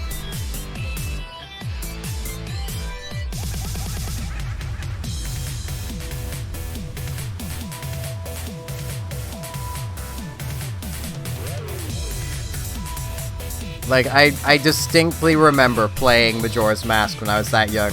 I never beat it when I was that young. But I got decently far from what I remember. I remember, at the very least, getting to Great Bay Temple.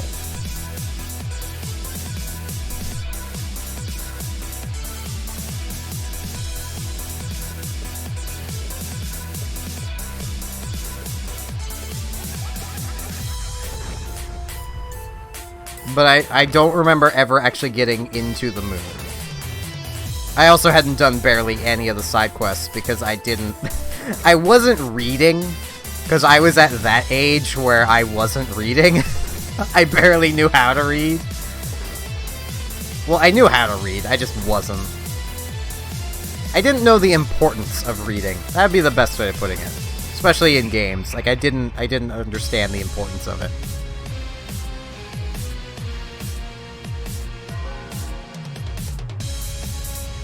And I say I knew how to read because in, like, grade 4, I was reading at, like, a grade 12 level. Like, I knew how to read when I was really young. In primary, I was probably reading at, like, a grade 6, 7 level.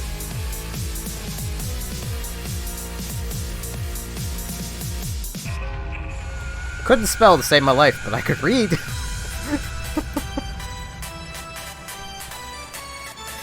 I don't need my high beams on anymore.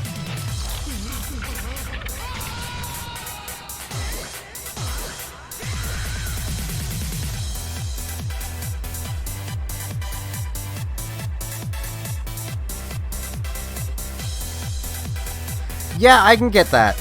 There was, oh geez, what game even was it? Oh, I suppose, what was the name of it?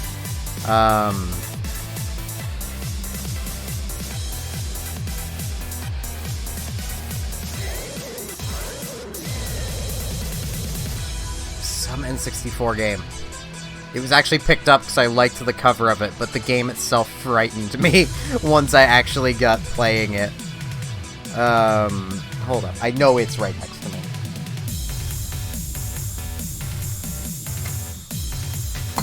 Ah, just throw it. It's okay, it's fallen plenty.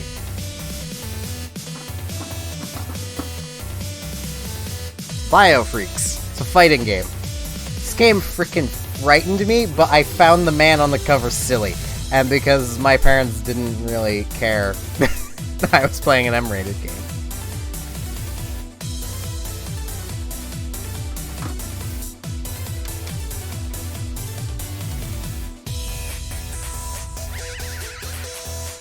I think actually for a short while the game was actually banned from being played when I was around because it would give me nightmares.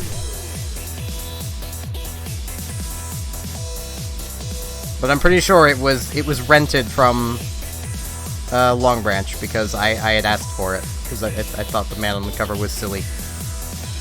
I don't remember Tales of Symphonia. I know I've played it. We have it on the PlayStation 3. I want to replay it, but we don't have a working PlayStation 3 controller.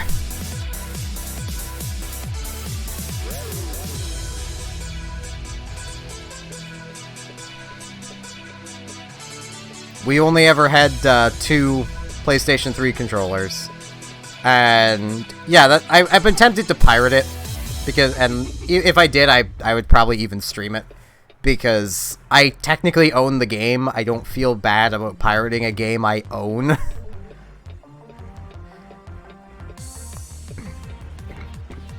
Yeah, excuse me.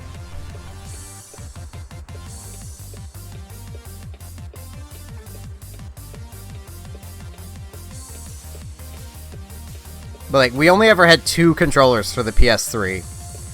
Both of which my oldest brother used as controllers for using with his various computers, and they ended up breaking through usage.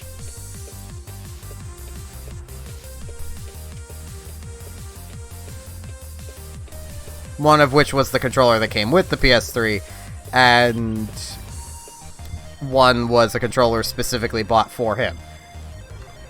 That was bought after that first controller broke.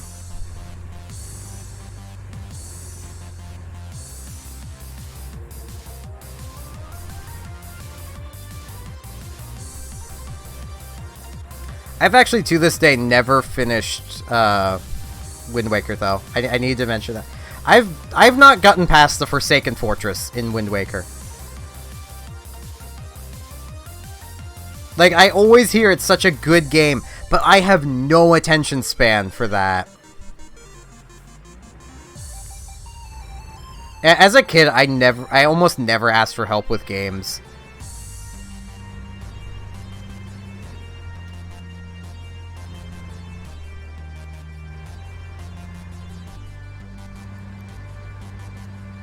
Which kind of carried on to even me now. I don't ask for help. Ever. It's just how I roll. I help people. I welcome people asking me for help, but I don't ever ask for help.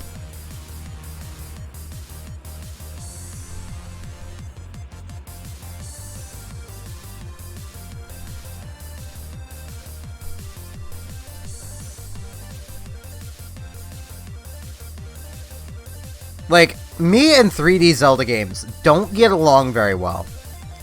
Like, Twilight Princess, I've not gotten past the first segment with Wolf Link. Because it's too much padding. I just want to get in and explore the world. And Majora's Mask doesn't have that problem.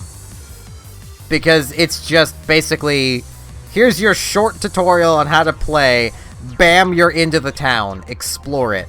On your first playthrough, you'll probably not even be done exploring the town by the time the first third day comes around. Like, because the town is so big and you're just thrust into it and basically told, go explore. And then past the first set of 3 days, you now have basically the entire world open to you. Immediately. There's none of this, oh, go talk to a giant tree, so he says, get in my belly! And then you go kill a giant spider thing in his stomach, and then he dies anyway. Like, I don't care about the giant tree. Like, he's just a creep. That's all he is.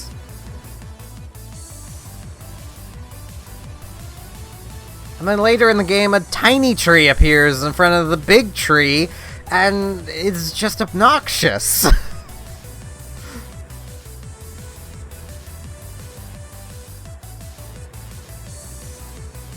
Though, I've always had that problem with games, of like, in my personal opinion, you should never kill any character off within the first hour of your game. At least. We say vor all we want here, Jadens. You don't have to agree with the fetish to acknowledge it.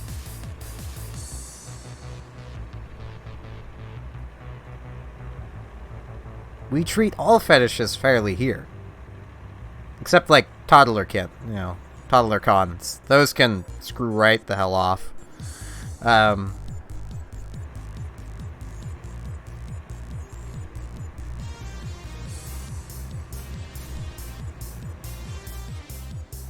I was gonna say, like, as long as the fetish is legal, but eating someone isn't exactly legal, but it's impossible, so... As long as it's legal and possible, you know. Or not possible kind of thing. It's fine here. Fling yourself down the stairs all you want. I will never get over the fact that that is an actual fetish. Specifically, falling downstairs. I don't understand. Alright, Jay. It's probably a good time to go eat, because this conversation's going nowhere good.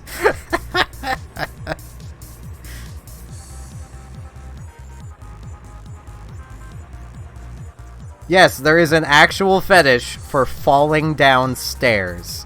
Not watching someone fall downstairs. Falling downstairs.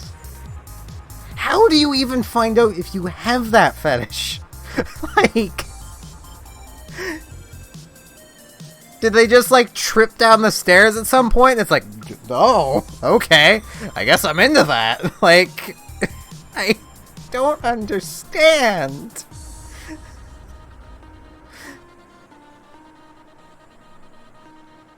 And if it does extend into, like, watching people fall down the stairs, that must have been awkward. Like...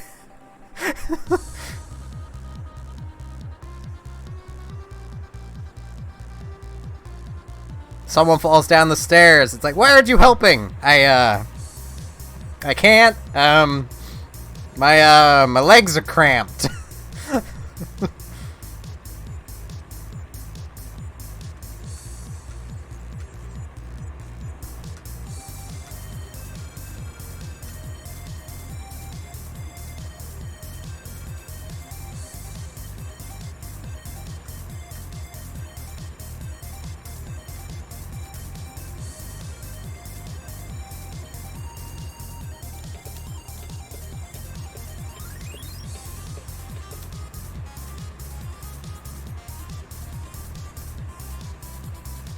But on a non-fetish related topic, I don't think I've beaten any 3D Zelda games except Majora's Mask and Ocarina of Time.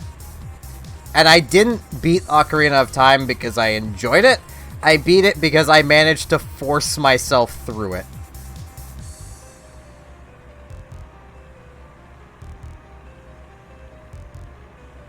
Because I am one of these people of, I don't really like Ocarina of Time. I played it because I was constantly being told, it's such a good game, but, like, it's not, though. There's good music. The story's okay. It's nothing special.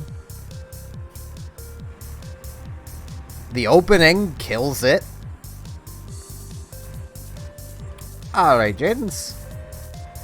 I will take a listen to it later. I'll reply to you in DM when I listen to it.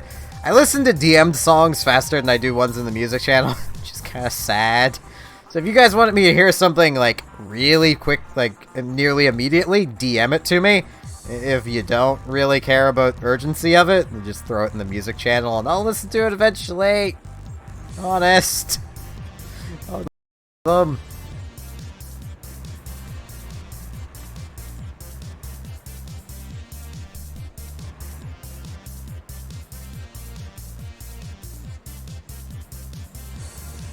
Alright, I will try to get to it as soon as I can.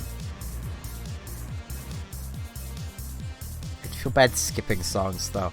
I'll just go on a music binge when I wake up later. That's what I'll do.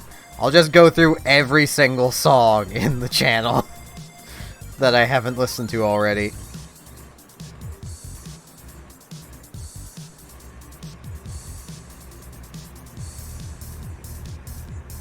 I'm sure Rand would appreciate me finally getting around to listening to everything he's sent. I mean, it's not even because I don't like the tracks. I in general like all of them. It's just I never think to listen to the music sent in there when I'm listening to music.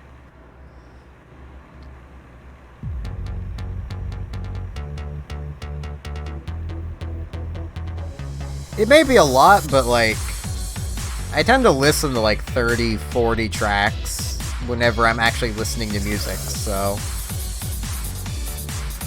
Because I tend to listen to music when I'm doing stuff like playing like World of Warships or something.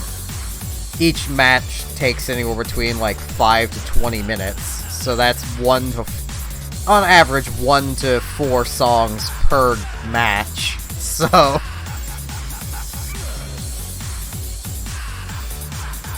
Usually it's closer to like 1 to 2, but...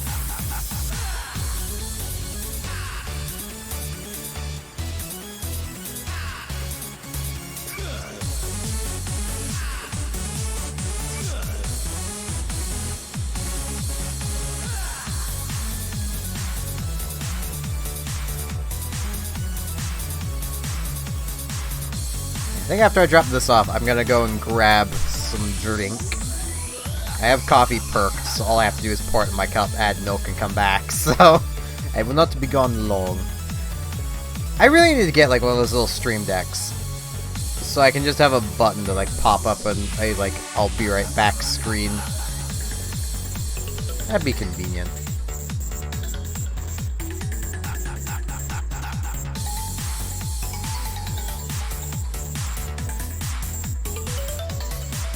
Fair enough. Really, anything music related can go in there, so...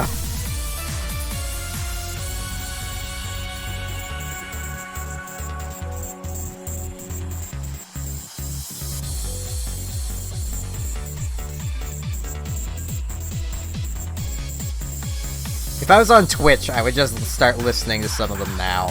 But this is YouTube.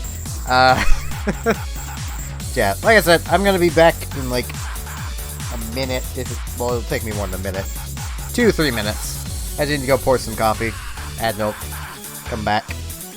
So, I shall quickly be right back. So I'm trying to say, enjoy the music. Please behave while I'm gone.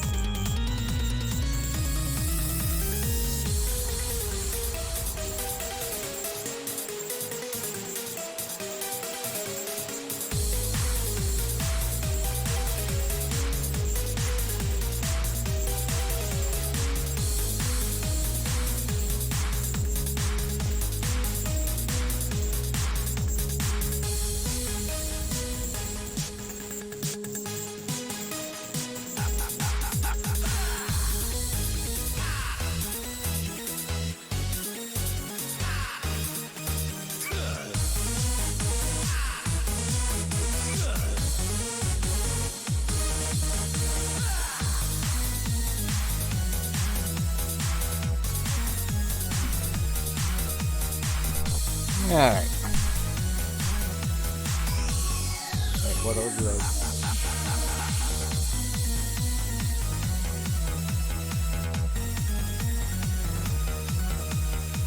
This is how chords tangle. Yeah.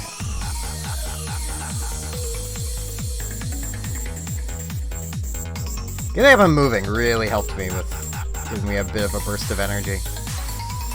Now that's not taking me to a town. Where? This is. I've done that route a lot. This is taking me to somewhere new. Yeah, screw it. This is somewhere new. I like going to new places.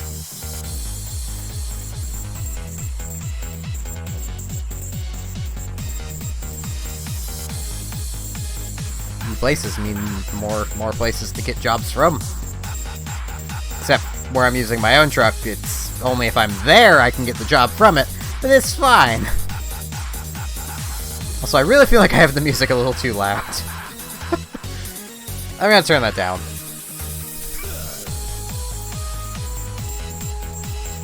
Just a tad.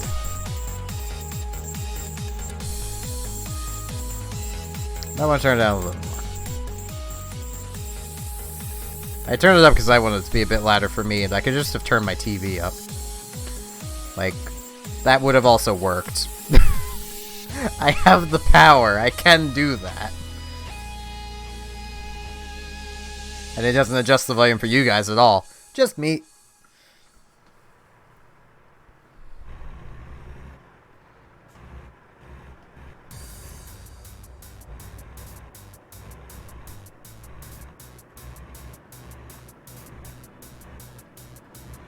Though I am to the point of being tired where my legs hurt. A lot. I need to do a Phoenix Wright game at some point. On the channel.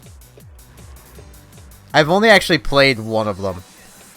But it's a surprisingly fun game.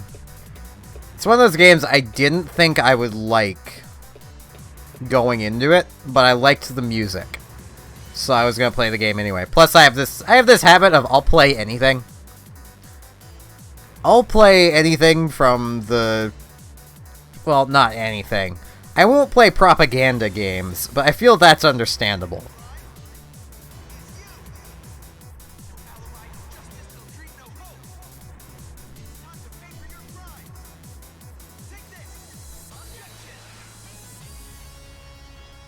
But, like, I'll play anything from, like, the crappiest Flash game to the most AAA of AAA games. Like, I'm not picky when it comes to games.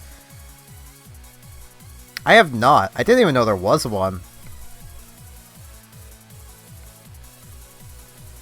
I'll have to check it out.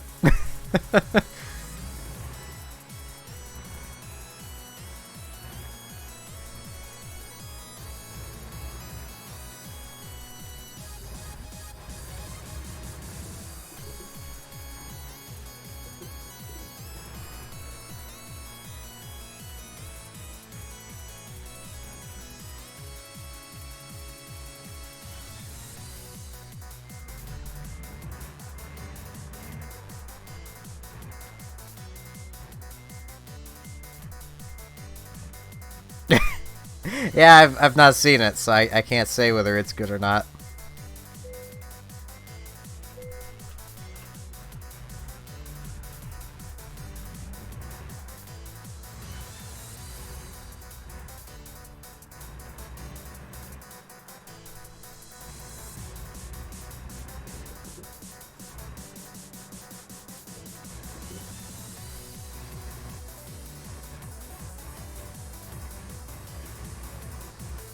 Though it in general only takes about 40 minutes to know whether an anime is good or not. Watch the first 3 episodes. If you don't like it by the end of the 3rd episode, you're not gonna like it. That kinda goes with every show. Watch the first 3 episodes, and if you don't like it by the end of the 3rd episode, you're not gonna like it.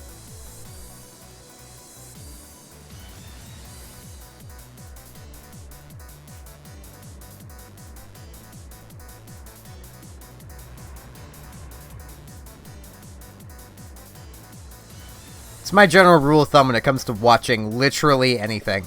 Even down to, like, YouTubers or stuff. Like, I'll watch 3 videos. If I don't like it by the end of the 3rd, I'm not gonna like it.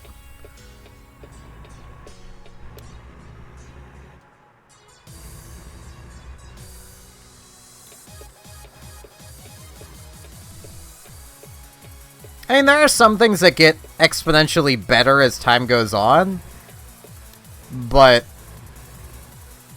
True, but those are shows where usually you can find that information somewhere, and then the advice changes to watch, basically, the first 3 episodes of the season that people like. You know. Maybe watch, like, the first episode of the first season to get... You know, to know about the characters and then just skip it. Like, Legend of Korra is a good example of that. The first season is the weakest season of Legend of Korra.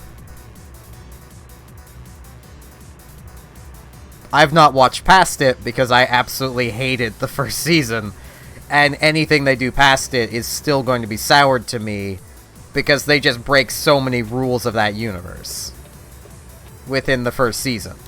And then ultimately don't accomplish anything.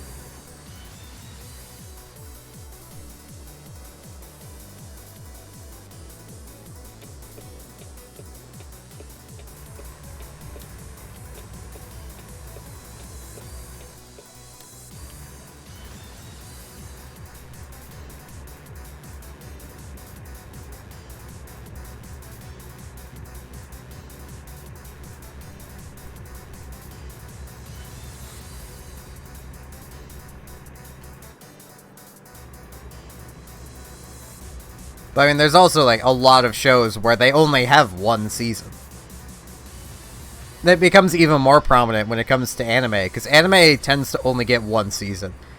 It's really rare that animes get renewed for extra seasons, which is kind of a bummer, because there's a lot of really good animes that never get more than 1 season, so they have to try and cram everything into, like, 12 episodes.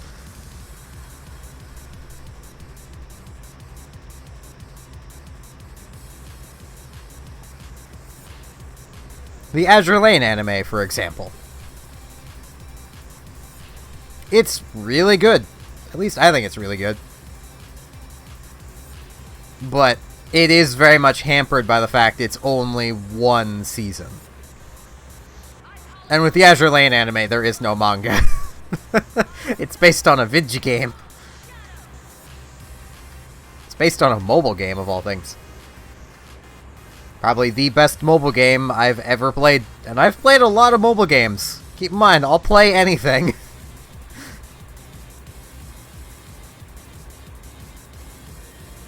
Like, I've tried to like a lot of mobile games, but they all fall flat.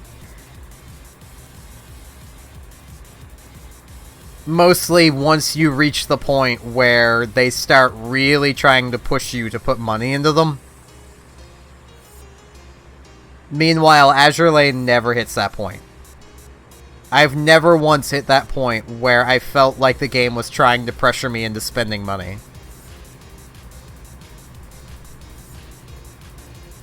I have not. I've not even seen it anywhere, so...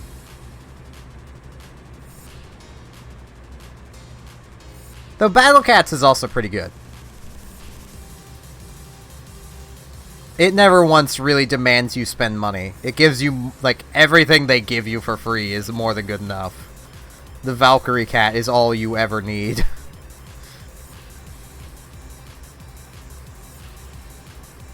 Let the Valkyrie crush all.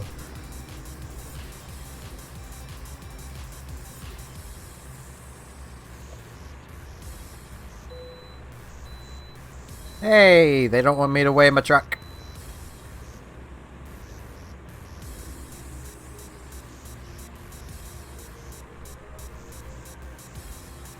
What platform is it on, AI? I can give it a peek.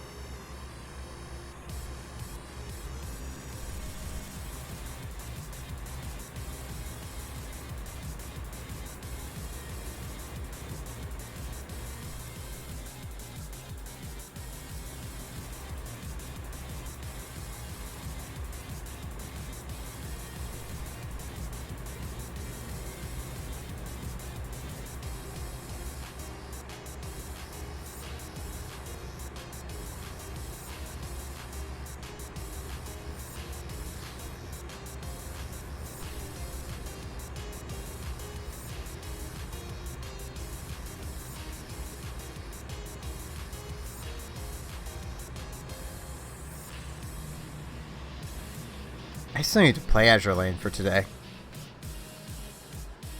I must acquire little renown. She is little, and thus is Bean.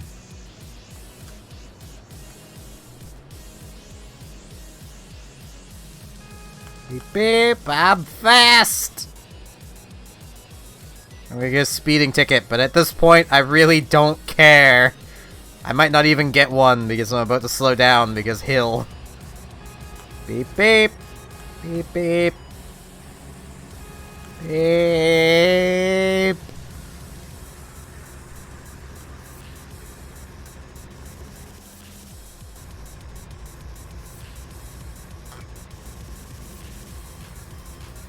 I am legit playing this one-handed right now.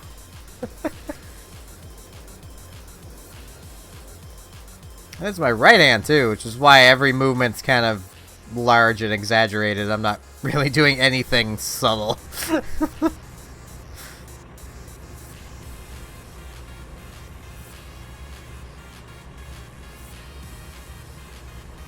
It's just the only way I can have a finger on both the brake, accelerator, and steering all at the same time. Just use my right hand.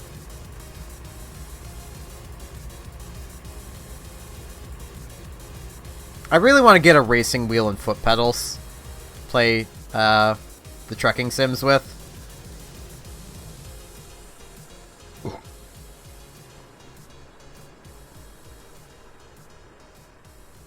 That could be rather fun.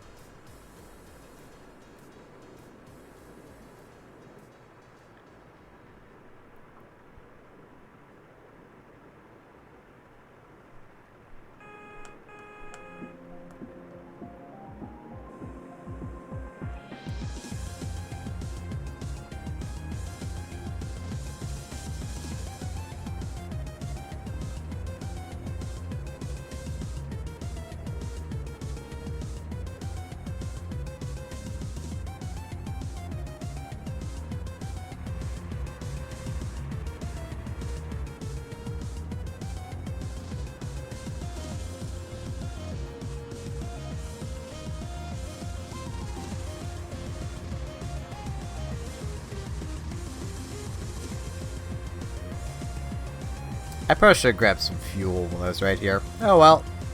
Too late for that now. Well, it's not. I could do a U-turn, drive in backwards. And, well, drive in going the wrong way and pick up fuel, but... I'm lazy. That's effort.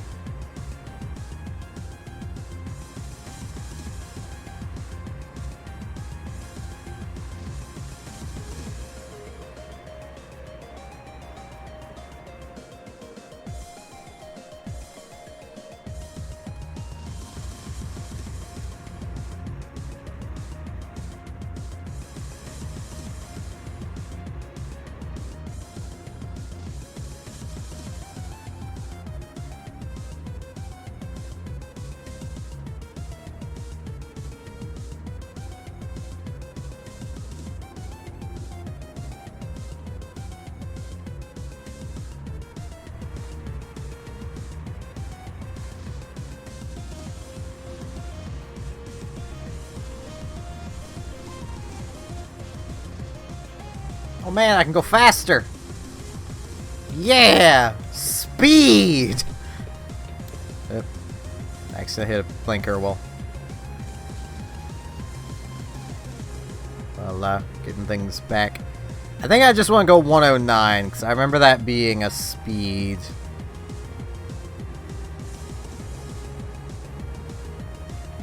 As much as I would love to continue going 120. Well, to actually go 120. But I don't think that'd be the best idea. I mean, 100 is highway speed here in Canada. You Americans drive too fast. Except in towns. In towns, y'all drive really frickin' slow. And then on the highway, you're like, Noom! Meanwhile, here in Canada, we just have, you know, decent speeds everywhere. Instead of having, like, highways be super fast and streets being super slow. We kind of have the average Like, in the middle of both.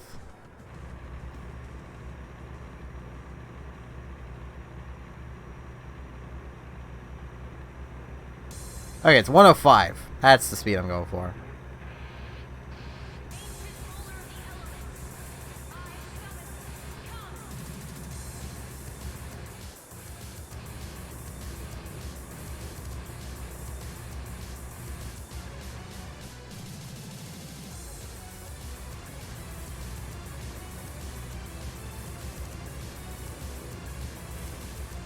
Kingman!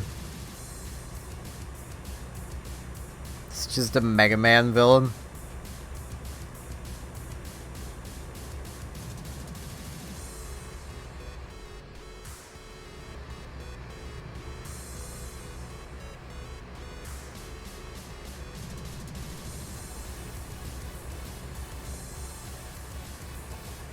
Flagstaff!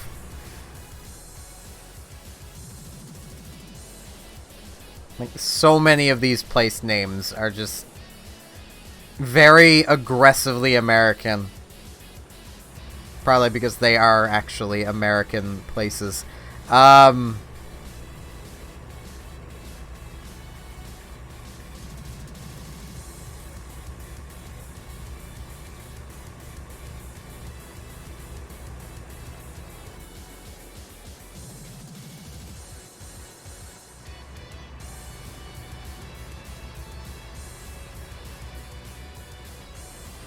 I also really need to get back to Xenoblade Chronicles.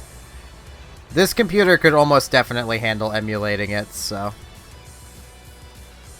I'll probably actually play through it, assuming it doesn't still lag to shit in the big, wide open areas.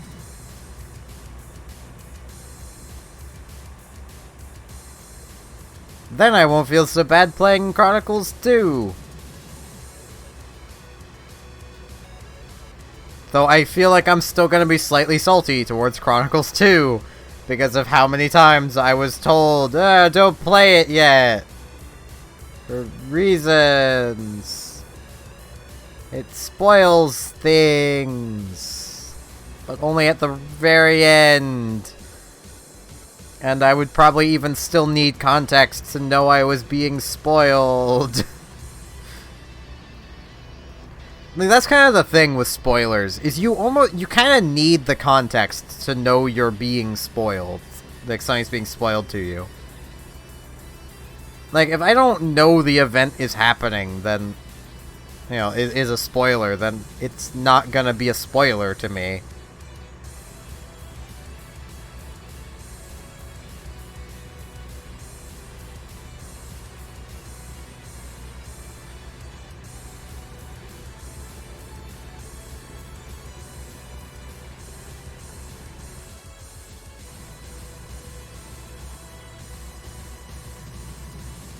Like, I feel like that's something that a lot of people just tend to miss. Though, a lot of people, I imagine, that were telling me that, oh, there's a spoiler at the end of, you know, Chronicles 2, probably played Chronicles, and that's how they know it's a spoiler, and thus are trying to warn people away from it because, you know, it's a spoiler.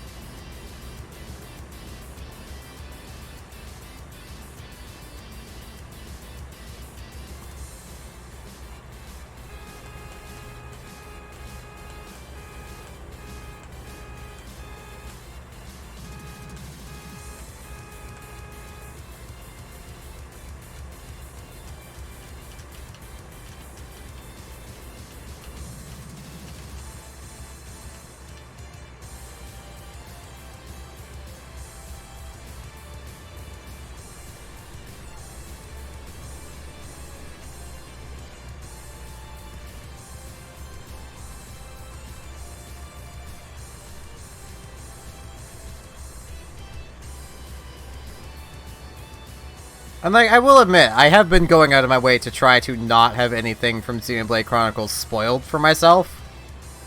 To the point where I've still yet to watch Chugger Conroy's Let's Play of Chronicles.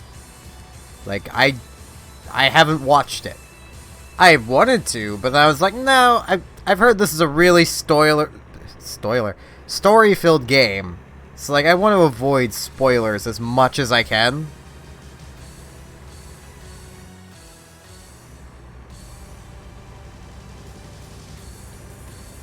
So, I've been doing just that.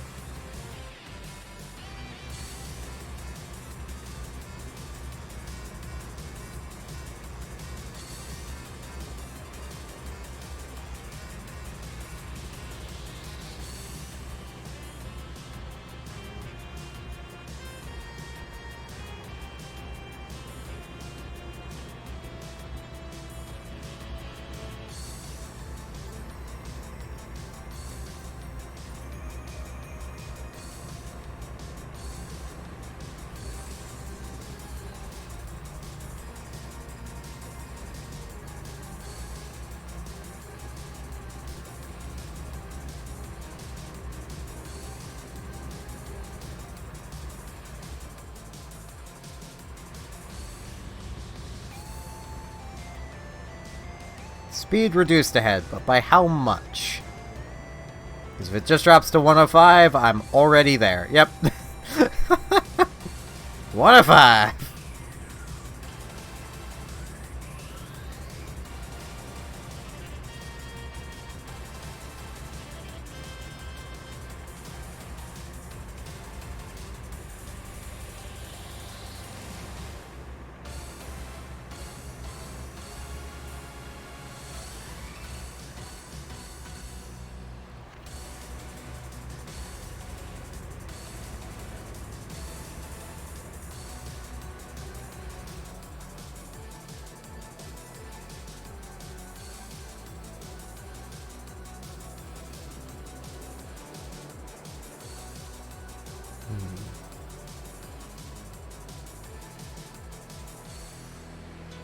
Oh, that's a cop car. I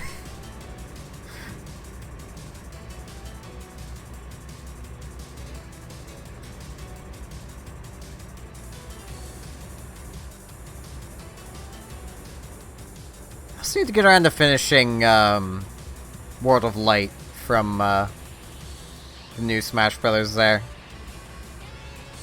Yeah, I suppose I can keep calling it the new Smash Brothers, because it's still technically the new Smash Brothers. It's just not very new anymore.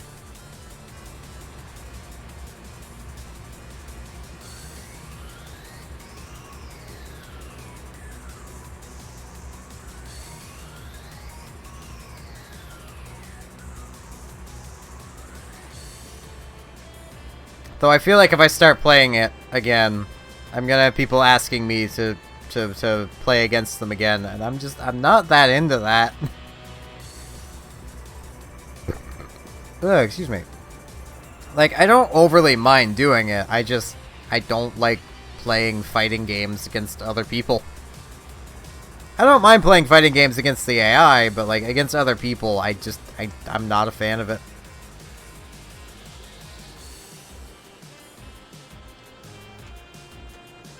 And it's mostly just because it's nearly impossible to get a balanced match in a fighting game. Unless you know for certain the person you're about to play is on an equal skill level to you, like, it's either going to be a curb stomp one way or another, and that's just how fighting games work.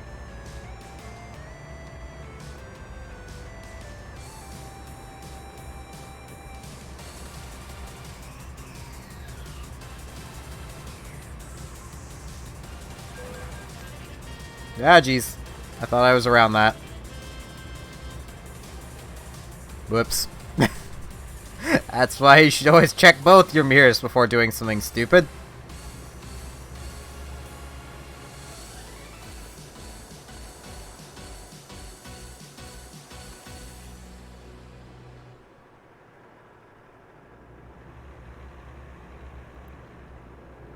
I'm really tired, okay?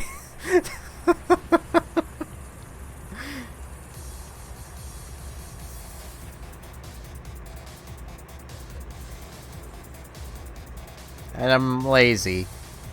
And my truck can take it. And those people existed. Their spleens are probably on my bumper, but it's fine.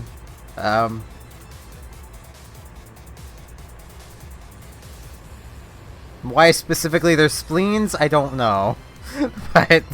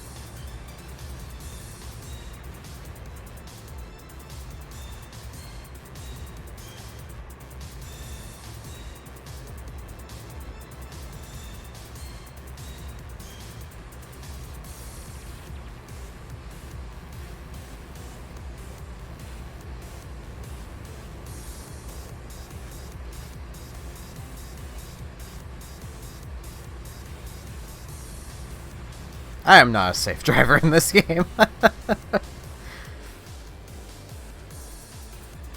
I just cause issue after issue.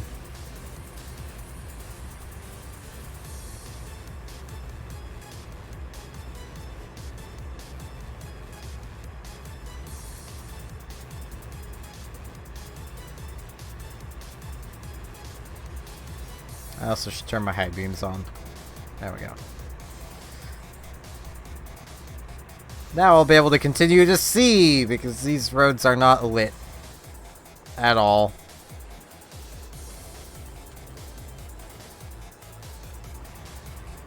They're not lit in any manner of the word. I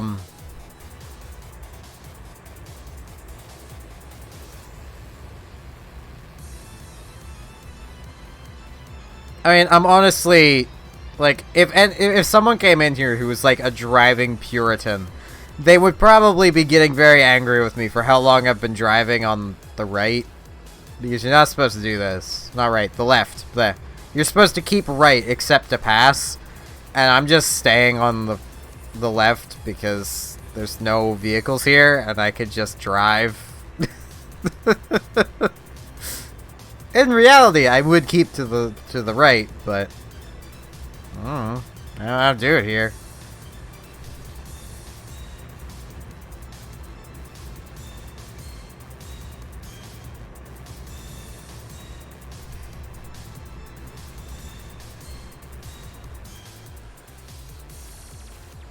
Though, in reality, I would be a type of driver that people hate anyway, because I would actually be following the speed limit and not speeding.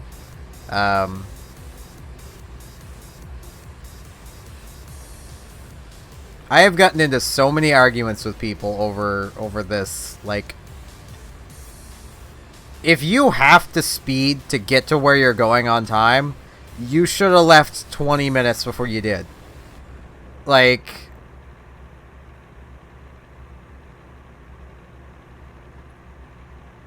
there is never an excuse to speed. Ever. You people are like, oh, but I can do it safely. No, you can't. Because all it takes is one person doing something slightly out of the ordinary, and now there's an accident.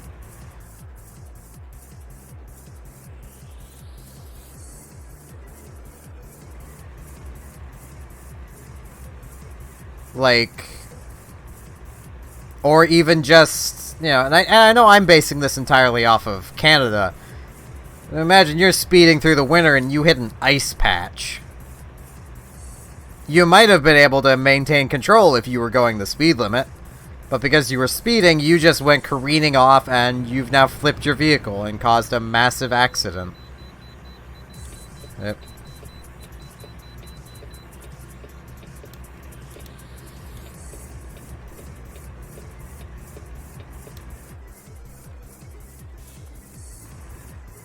Like, there is never an excuse to speed. Ever.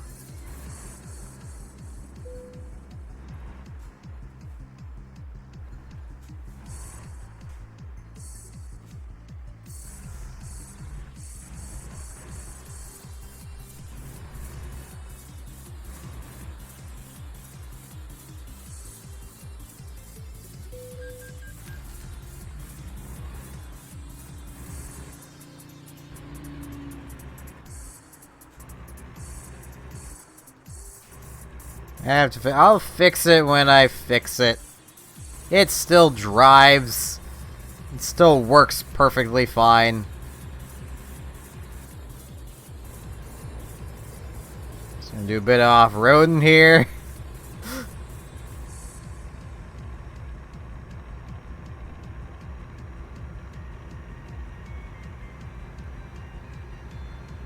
They're usually the same people that, like, make the argument that they should be allowed to speed are the same people that try to make the argument that people shouldn't be allowed to drive bicycles because they go too slowly. Like...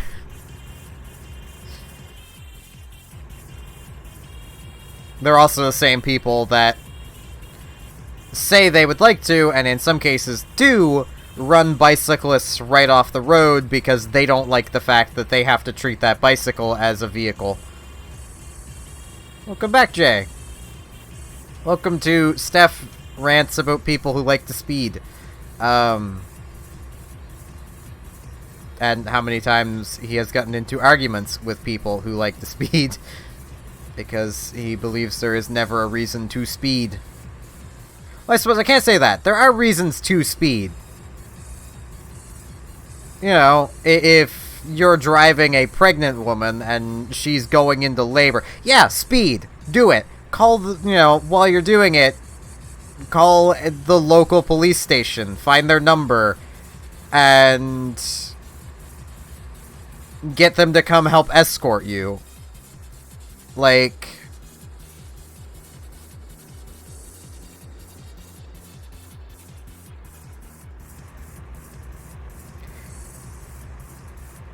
This conversation is I just got rambling about something, honestly. The thing is, being close to the middle of the lane is the safest place for a cyclist to be. You're much more likely to see them there. Now, they should pull over to the shoulder to let you pass, but they don't legally have to. Especially if it's, well, I suppose, it depends on the type of road. If it's a type of road like the one I'm on here, you can just pass them. They don't have to move out of your way. You can legally pass them. If the motorized vehicle cannot legally pass the bicycle, then the bicycle has to pull to the shoulder and let the vehicle go by. That is how the law about it works. I ride bikes a lot. I know. I know the law around them. At least when it comes to Canada. The US, it changes state by state, and there's no way I'd ever know how it all works.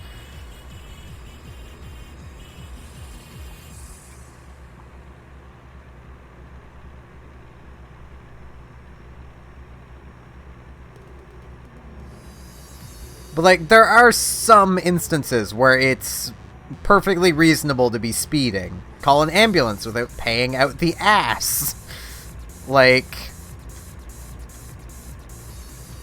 if you're seriously injured and need to get to a hospital. But, like, there's never a reason to speed otherwise. And yeah, some cyclists are just complete entitled assholes and don't deserve to own their bikes. Though, I will say, there is a much larger group of people that are entitled assholes with cars, and they are much more dangerous than the entitled cyclists. Both are dangerous, but the ones with the multi-ton vehicles are much more dangerous. Yeah, there's even some bike lanes here in Canada, but they're not everywhere, and that is annoying.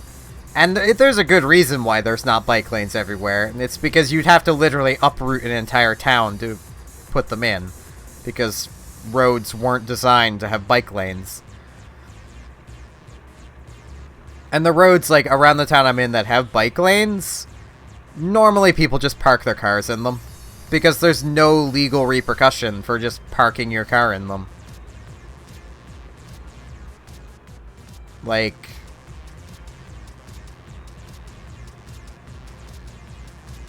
people just treat it as parking space, which basically means cyclists have to ride on the road. Thankfully, the police around here realize that people are assholes like that and don't ticket bicyclists for riding in the road when there's a bike lane.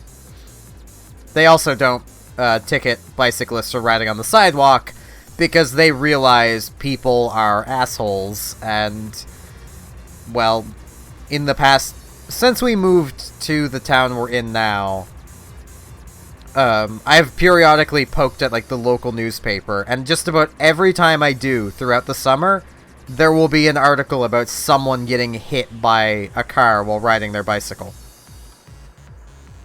Every week. Like, it's kind of ridiculous.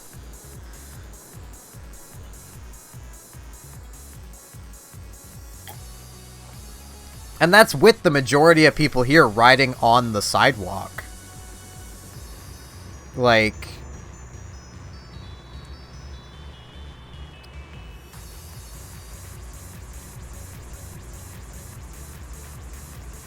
doesn't stop me from riding my bike, but I've gotten really good at getting out of the way of things and paying really close attention to everything around me.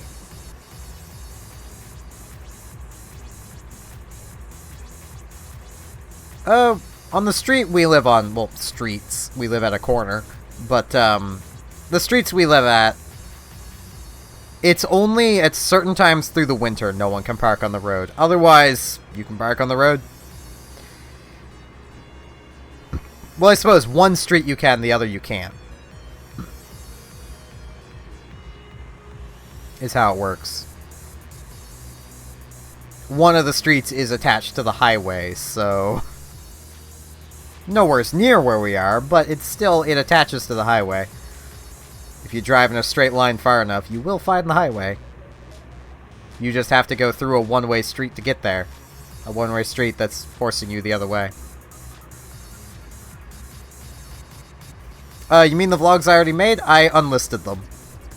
I wasn't proud of them, I didn't like them, so I just unlisted them. Like, I didn't delete them because they're still part of my life that I don't want to just erase that. But I just wasn't proud of them. Anytime I would look back at them, I would remember the mindset I was in while I was making them. And it would just kind of take me back to them, so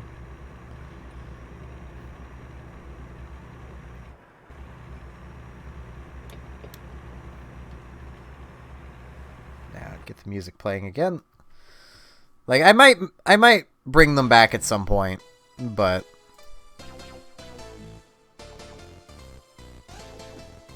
for now, they're gonna stay unlisted.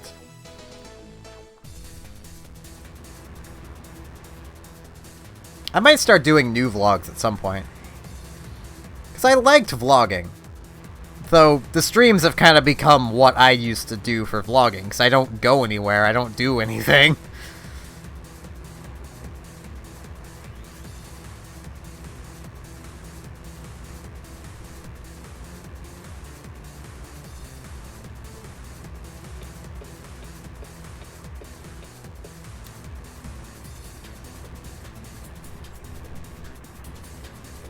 Yeah, it's the same way for the road that people can park on by our house, but people still park on it. So it's not illegal to park on it except certain times throughout the winter. Well, winter. Because in the winter, it's a case of it becomes illegal because it's impossible to plow that road then.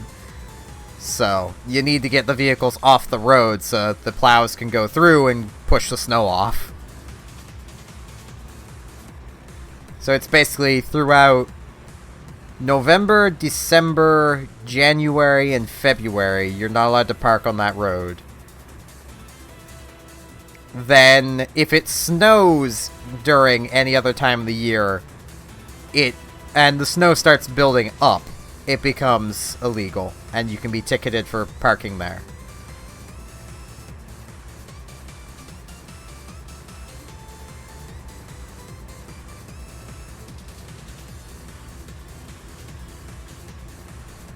It's so hard to not sing along with this song.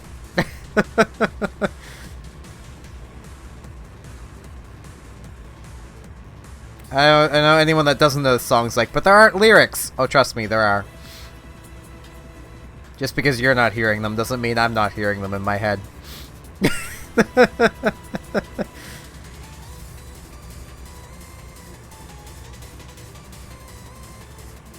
It's been snowing here, like, just about every night. If you want it, just come to Nova Scotia and pick some up.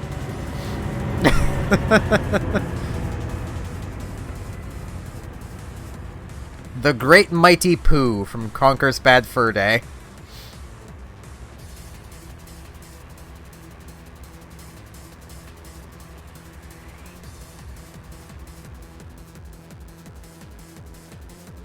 No, I'm just gonna play it. I'm pretty sure I'm not gonna get dinged for playing it. I'm gonna play the original of this.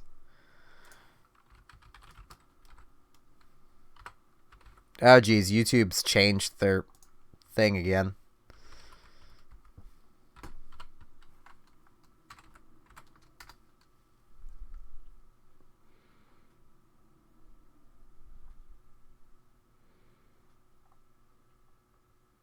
The problem is finding... This one should work.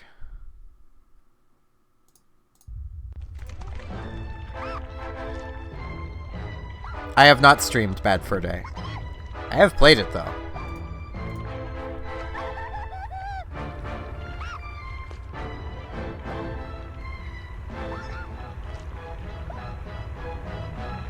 If I do, it'll be streamed on Twitch. I don't trust YouTube when it comes to it.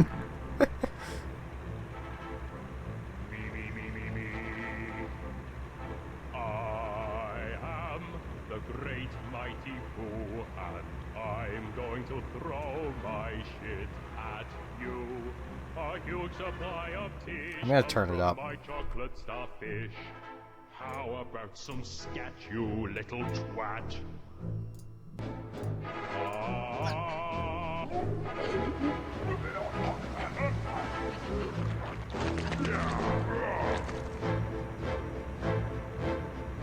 Do you really think you'll survive in here? You don't seem to know which creek you're in. Sweet corn is the only thing that makes it through my rear. How do you think I keep this lovely grin? Have some more caviar. I plan on doing that for the Twitch trucking streams, Jaden's.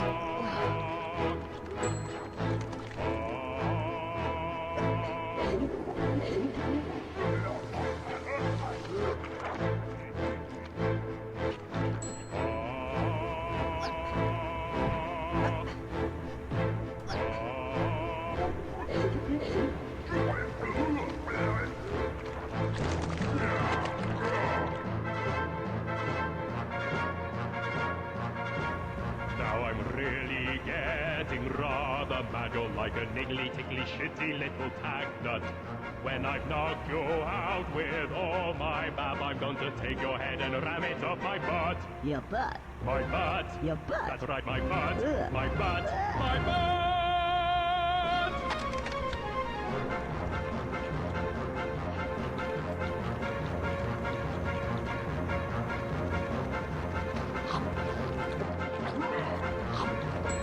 I mean, it's a giant poo singing at you. You think the song wouldn't be gross? This is a fight, by the way. This is a boss fight. Conker's Bad Fur Day is a great game.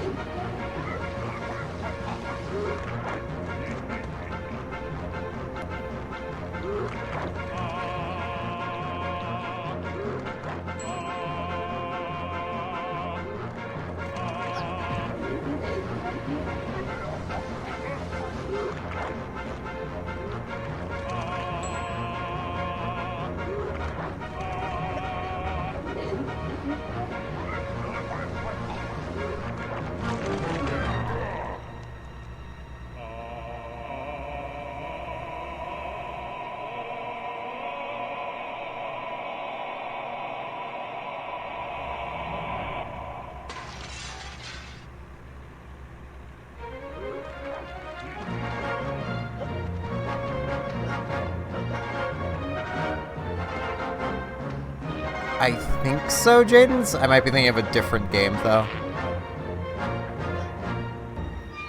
Ah, you cursed squirrel! Look what you've done!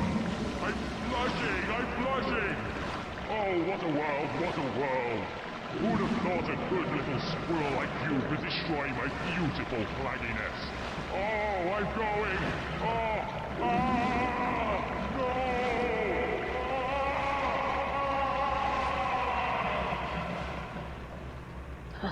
Now that's what I call a bowel movement.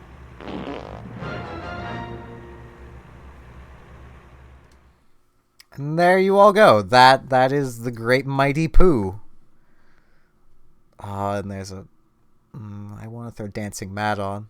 I'm just gonna start playing random video game musics now. I love Dancing Mad, a symphonic version. AKA the best final boss theme ever. I'm gonna need to see if I can get it emulating well, because I don't actually own a cartridge of the game. I've played it before, though, on cartridge.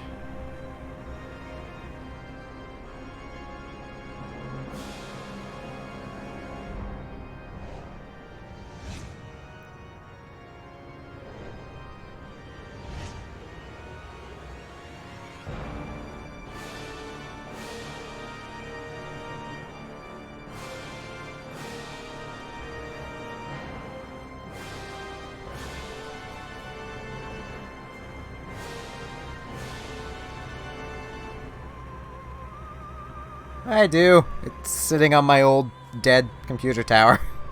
I would physically grab it, but it's a little too far away.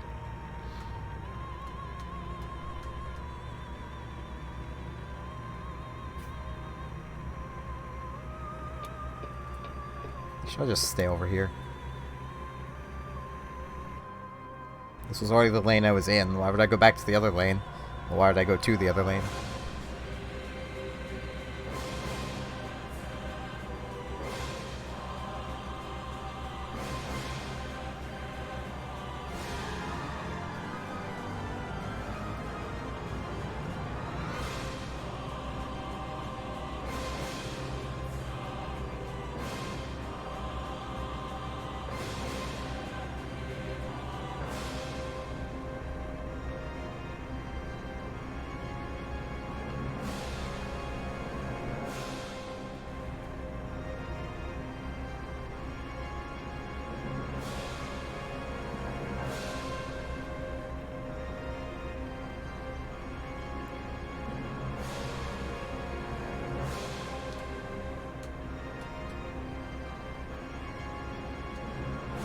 I actually want to get my hands on all of the Sega consoles. Because those are the only consoles I don't really have. At least from the main console developers. I'm not that interested in getting like a 3DO and stuff like that. Because there's really... I'd love to have them because I want to have a massive games collection one of these days. But like... Eh...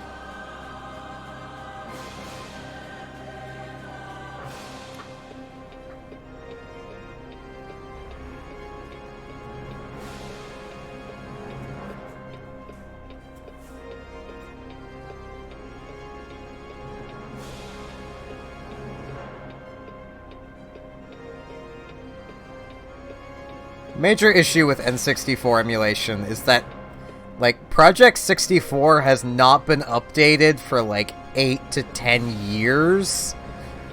And it didn't work great before. I'm honestly surprised it works on, like, Windows 10.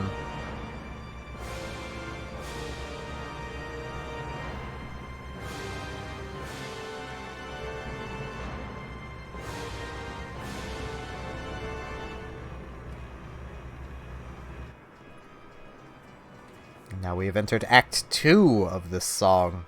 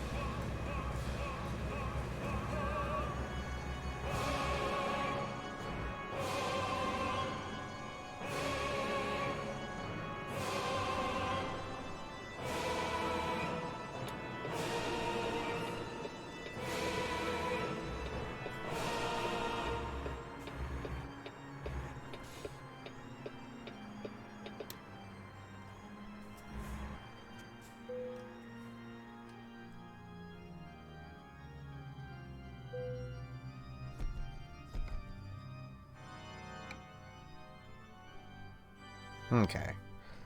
I need to find somewhere to repair my truck and get some fuel. Well,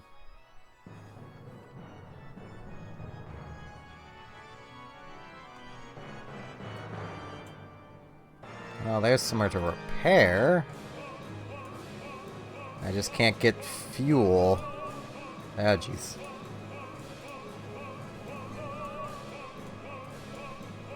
Okay, I can get fuel back there.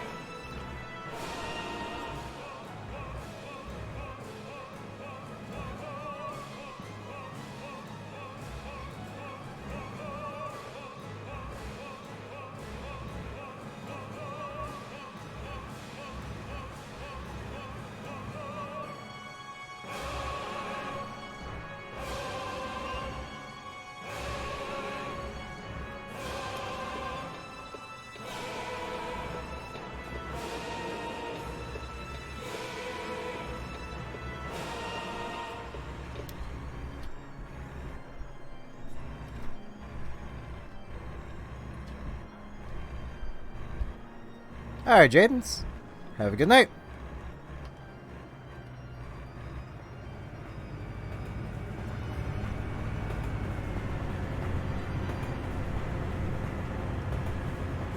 Now we move into Act 3 of the song.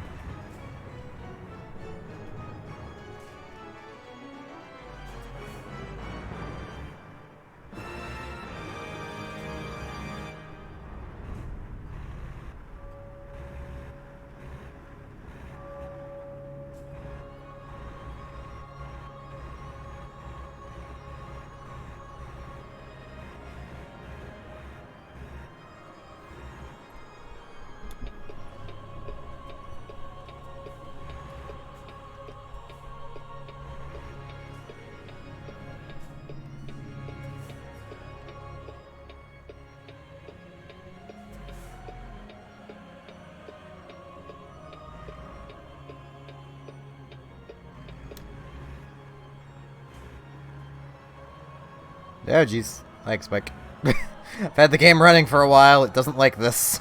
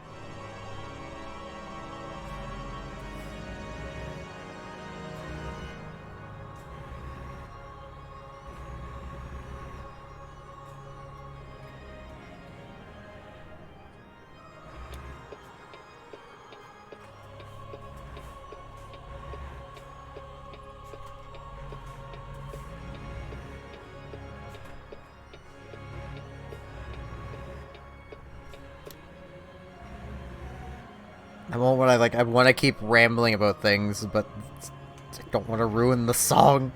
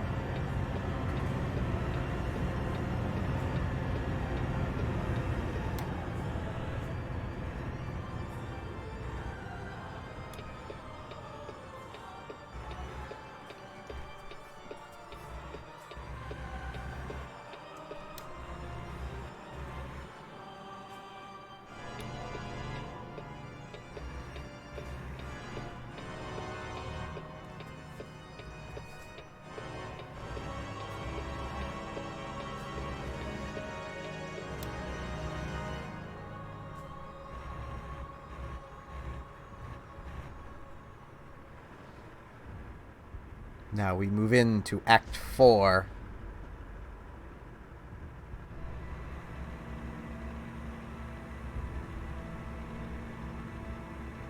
You have faced demons, man, and angels.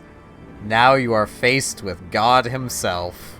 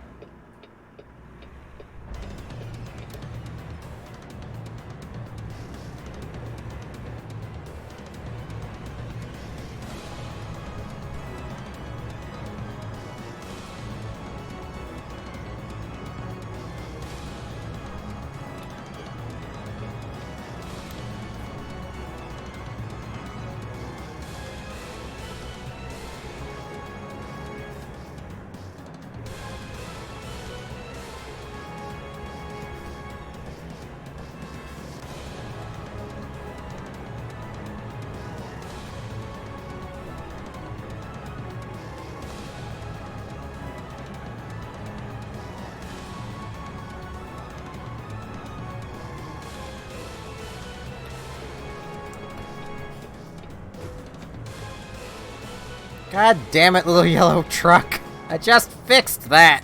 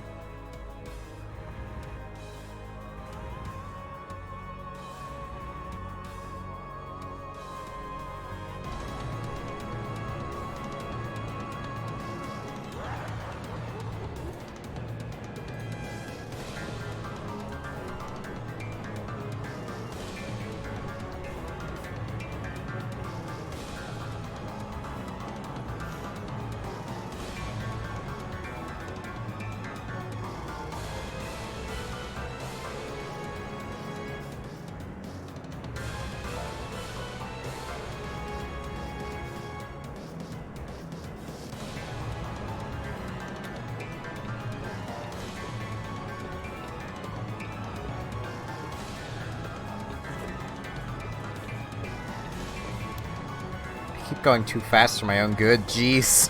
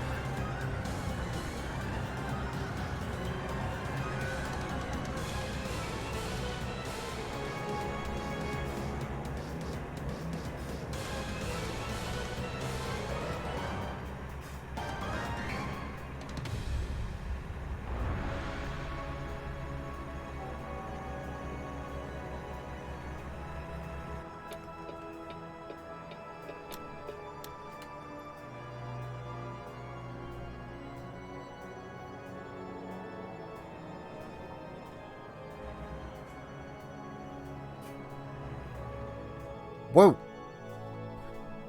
My game just minimized on me. I'm pretty sure it's because of Epic Games. Yeah, I'll visit a service. That's where I'm going.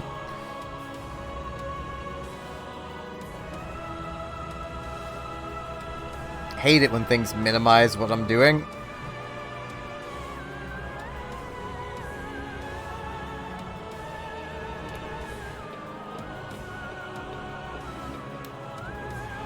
Especially when it's just something like Epic Games going, hey, come claim a free game that you can't actually claim because you need to do two-factor authentication and you don't own a phone.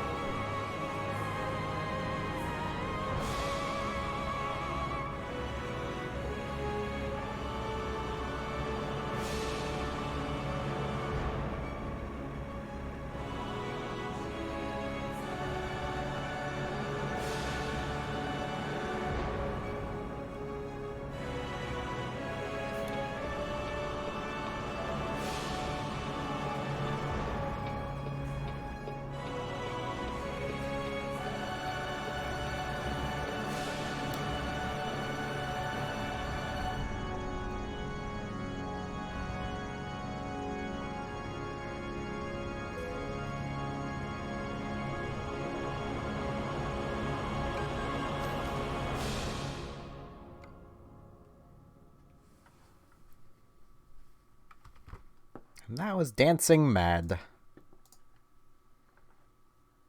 I need to just...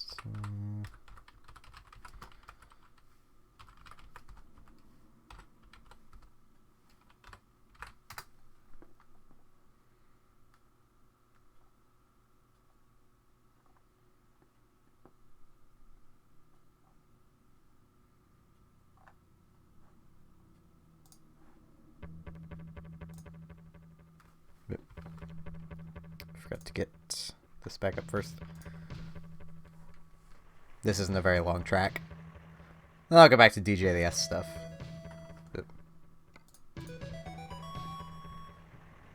This isn't the track I thought it was.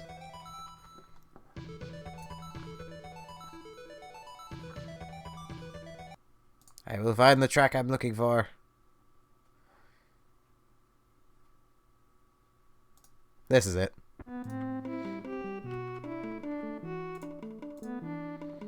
Ah, this is childhood. This is Uncharted Waters. The song that plays within Lisbon.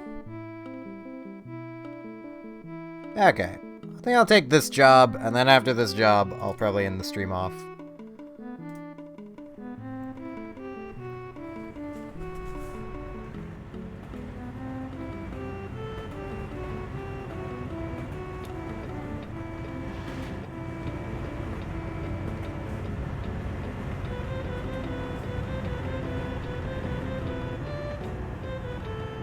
I'll also put the volume back to normal after this.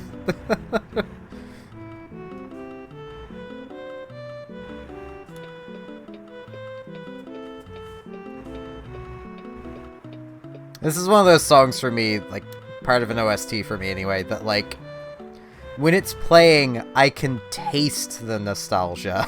Like...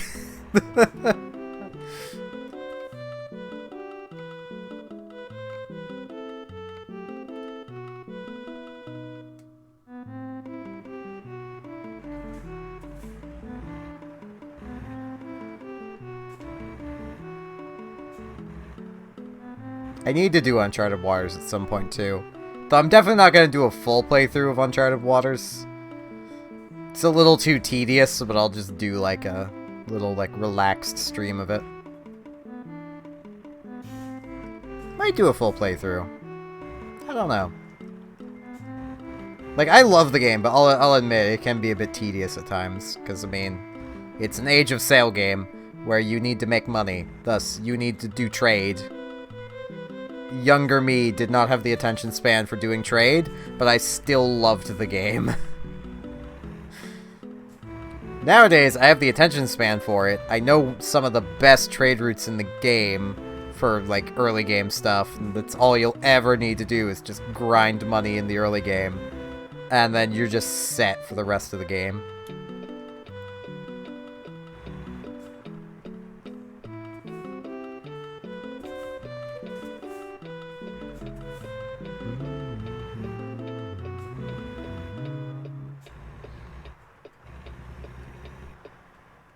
Okay. Ah, the end theme. Okay. Oh, jeez. I closed the wrong tab. Give me that tab back. Skip this.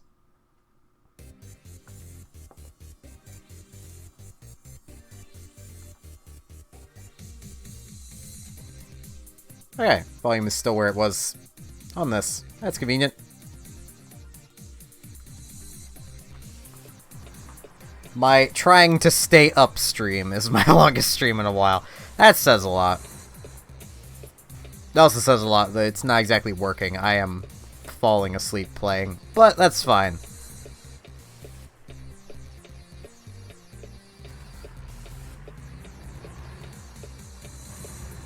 Given how my setup works, if I were to fall asleep, I would wake up immediately because I'd bash my head into my microphone. So...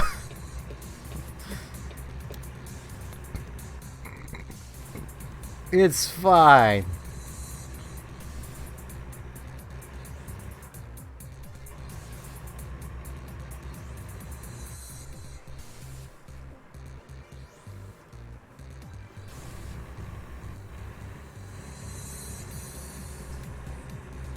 It just occurred to me, I think the only game within my top 6 favorite games that's even relatively new is Splatoon.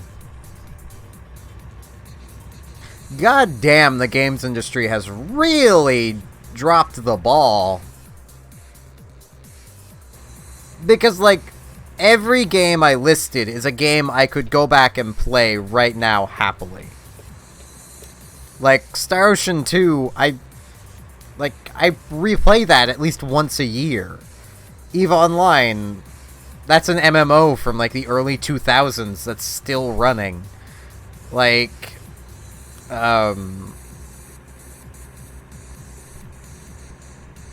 like, there's good new games, but none of them ever seem to be able to dethrone these older games. Star Ocean, I can explain that one, and it's the JRPG industry stopped being JRPGs.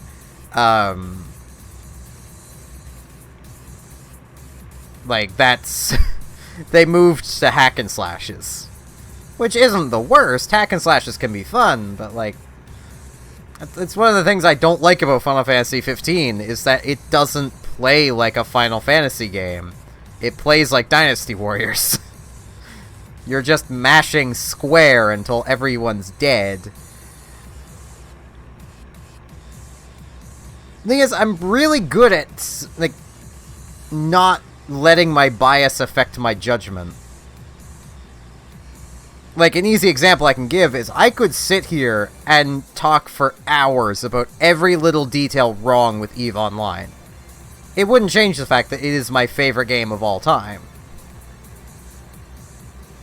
So... I mean, like, Undertale I would probably put as, like, 7 or 8. But at that point, that's the indie games industry. Meanwhile, everything else on my list came from a AAA developer, basically. Except EVE. And, well, no MMO came from a AAA developer. they became AAA developers by making MMOs. So...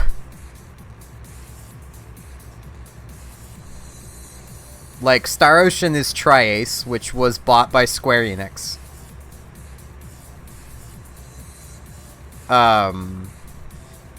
Splatoon is Nintendo. Zelda is Nintendo.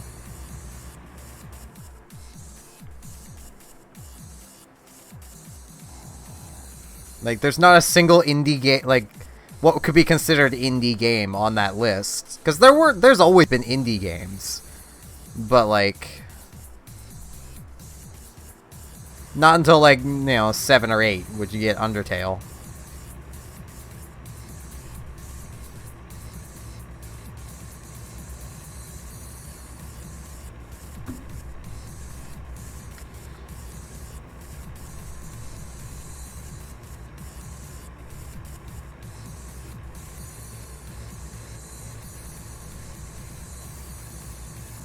Yeah, that does make sense.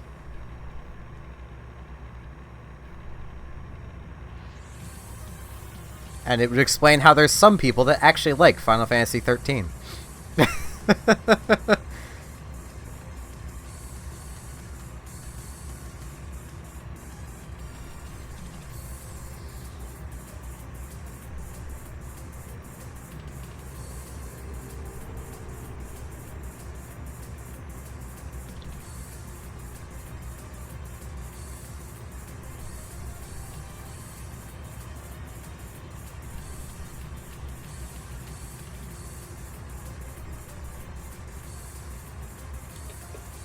I should just move into this lane.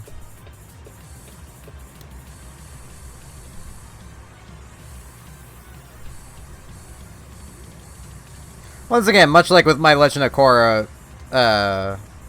sentiment earlier, like, if any of you guys watching likes Final Fantasy 13, great. I'm happy you like it. I wish I could like it too. Like, I don't like disliking things.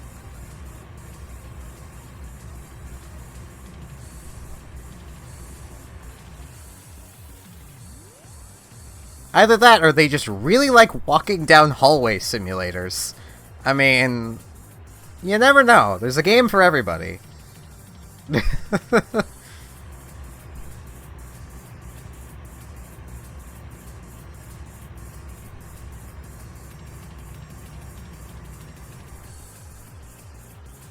Square Enix tried so hard to make people like 13.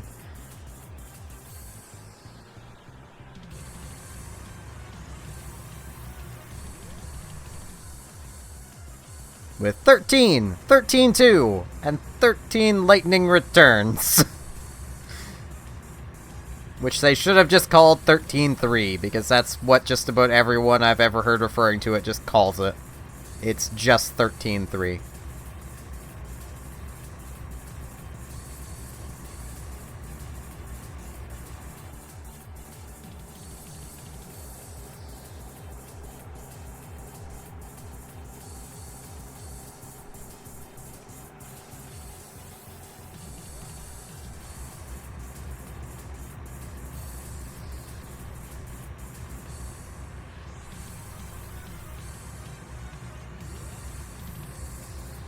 Though that's kind of my sentiment as well about people that place Final Fantasy VII as, like, the best Final Fantasy. Is I always have to wonder if they've ever played 6, or 4, or 9. Like, those 3 are the best. And, like, the argument can't even be made of, oh, well, I'm just saying because 6 was my first, that's why I like 6 the most. No, 6 is one I played. I played the games in the order of 1, like the first game, 9, 7, 4, 6. So, like, and then I replayed 7 when I was older, just as that, was it just me being an impatient kid as to why I disliked the game? No, it wasn't.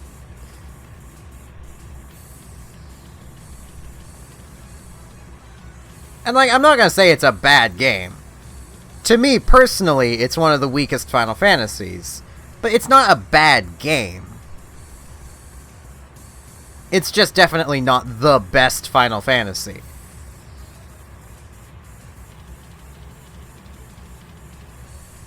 Like, I even remember getting into this topic with my friend Connor, who's really big into RPGs. And he places 7 a lot higher in his favorites than I do mine. But even he'd agree that 7 isn't... Well, even he agreed, I should say, that 7 wasn't the best.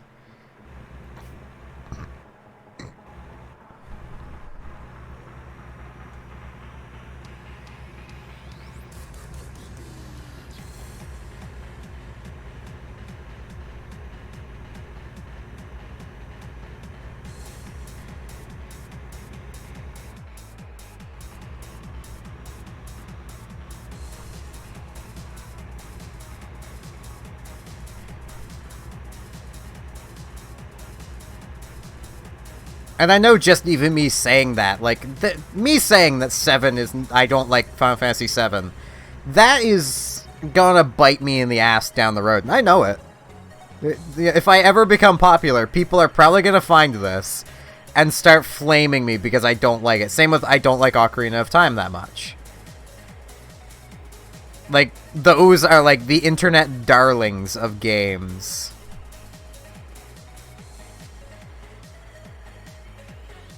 And, like, if you ever say anything bad about them, you know, you're wrong immediately, no matter what you're saying. Yeah, it would be nice.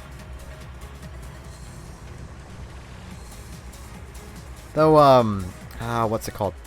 Enter the Gungeon and exit the Gungeon. Those are apparently, really good. They're kind of roguelike, twin-stick shooters. Well, one's a twin-stick shooter, the other is kind of a side-scrolly shooter. I've not played either of them, but I've watched gameplay of both, and they both look really fun. Yeah, I'm in that boat too. Majora's Mask is the best Zelda game. It has the perfect mix of story and gameplay. And even has good replayability in doing side quests. Like, your first playthrough, you probably wouldn't have stopped and did everything.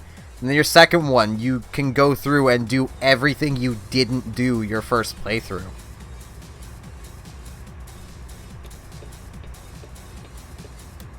Wait, why am I... Oh, right, that's why I'm turning. The game's like, hey, you're about to leave the highway. Or at least this segment of highway.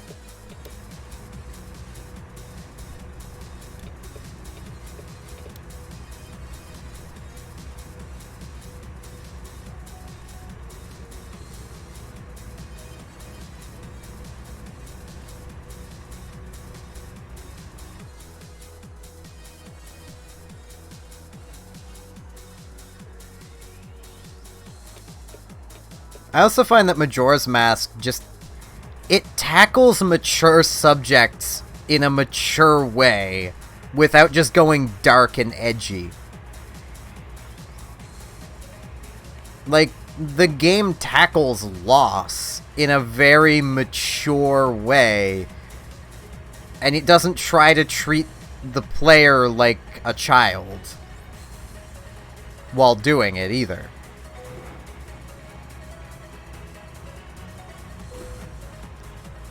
Damn it. Damn it, I just fixed my truck.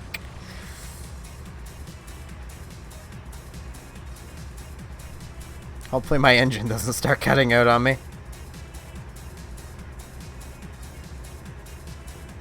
That's what I get for getting impatient. It's more of that's what I get for not steering properly.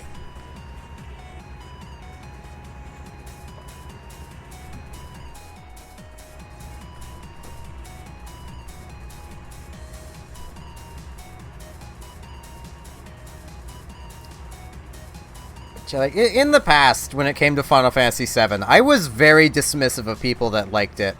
But when I was younger, I was also very dismissive of everything I didn't like.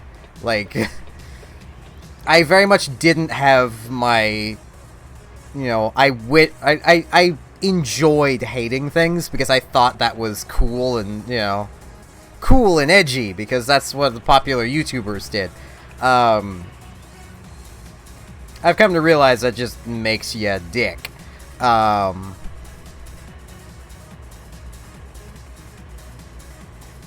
Which is why I now hold the belief of, you know, I don't like hating things. I want to like everything.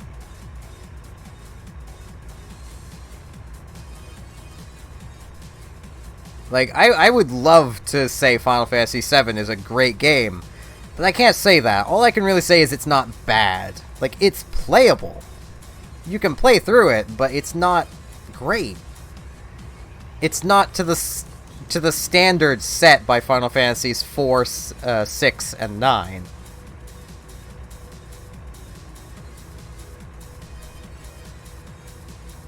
And it does really feel like the game was just built for the spectacle more than being a great game.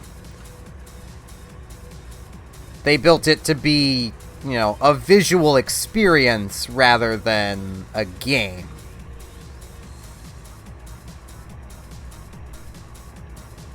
Yeah, I don't... As I'm getting older, I'm not understanding that as much. I think it's mostly just I don't really have it in me anymore to hate. I just really don't. It's too exhausting. And I say that like I'm getting that old. I'm not really that old in the grand scheme of things. I'm only turning 24. Like... But I don't have it in me to hate.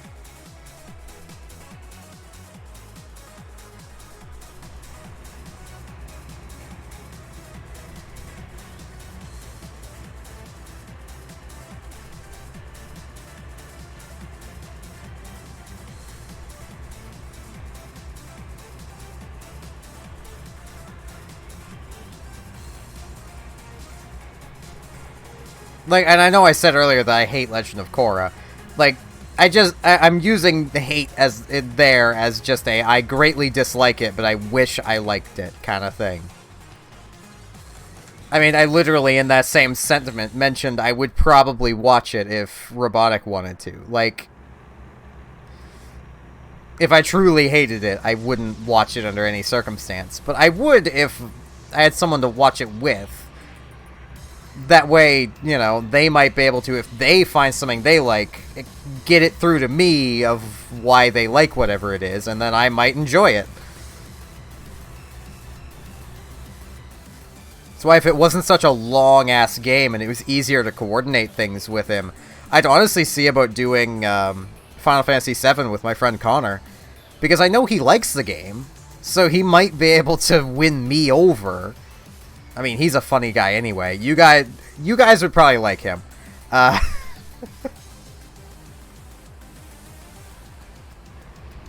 He is a funny guy.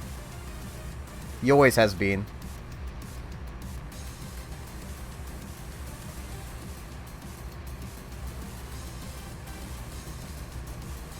Between he, myself, and our third friend that I've stopped being friends with in grade 7, he was the funny one, I was called the leader of the group, and the other friend was the shy one. Yes, this person was more shy than I am in person, which is quite the accomplishment. It's more when I was younger, my anxiety was still there, but I fought through it with confidence. And then I had someone crush all my confidence out of me, and yeah. Doesn't work like that anymore.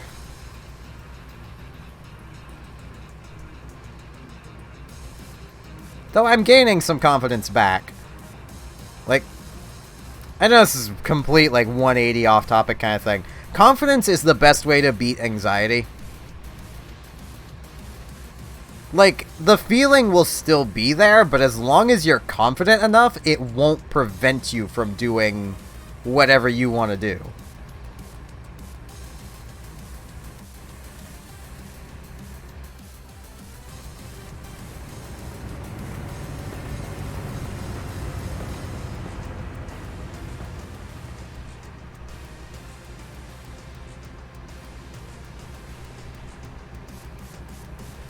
Also, the song playing right now is another game I need to play at some point for the channel.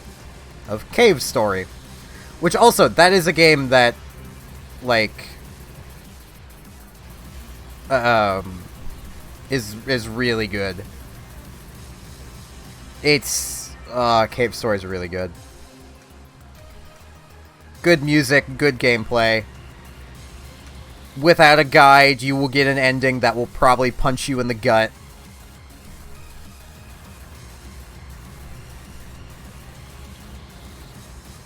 But it's a good thing to not use a guide, at least for your first playthrough. Honestly, you'll probably get multiple endings that punch you in the gut without using a guide. But it's great. The game has so many endings, so many variations to every ending. It's amazing. It's a side-scrolling shooter. Side-scrolling platforming shooter. See, Rand, I'd say you do. It's just you haven't found a way to tap into it yet. Because everyone has that kind of confidence in them. They just haven't found how to tap into it yet. And you will one of these days.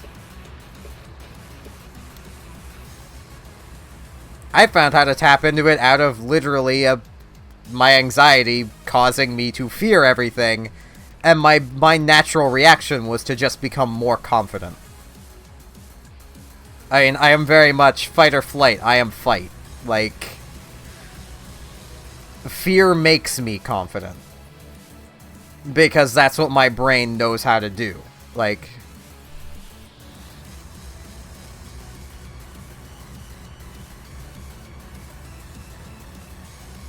you just need to find your way of tapping into it.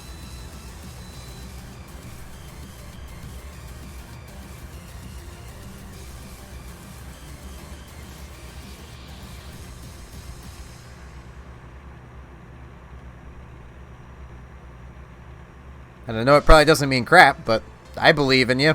Whatever you feel like doing, I believe you can do it.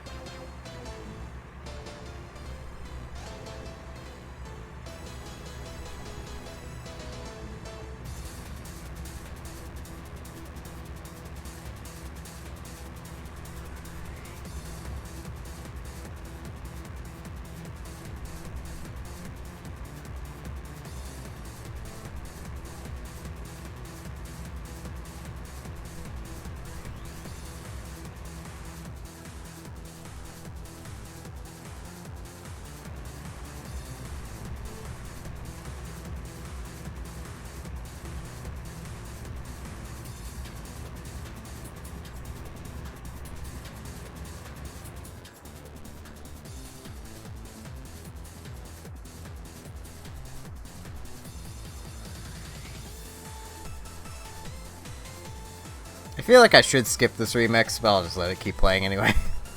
The shuffle clearly wants this to happen again.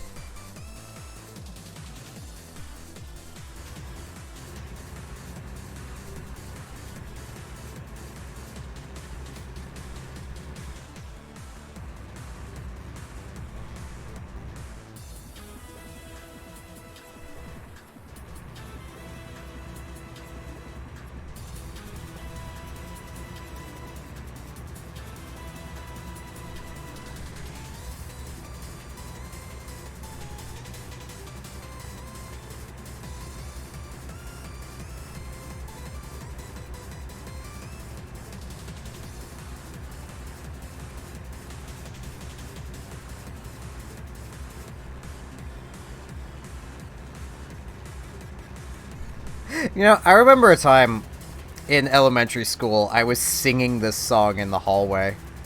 and get detention. Little squeaker me singing the Great Mighty Pooh.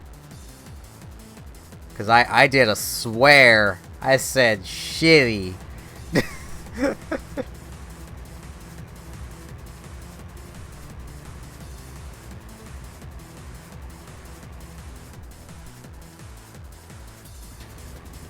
I wasn't even singing it loudly. I was like just singing it low to myself. Cause I had a little MP3 player. This was like in grade 6. I had a little MP3 player, and I was listening to it with like one headphone in, so I could still hear things around me. And I got detention because I said shitty. Cause I swore, and my teacher heard me.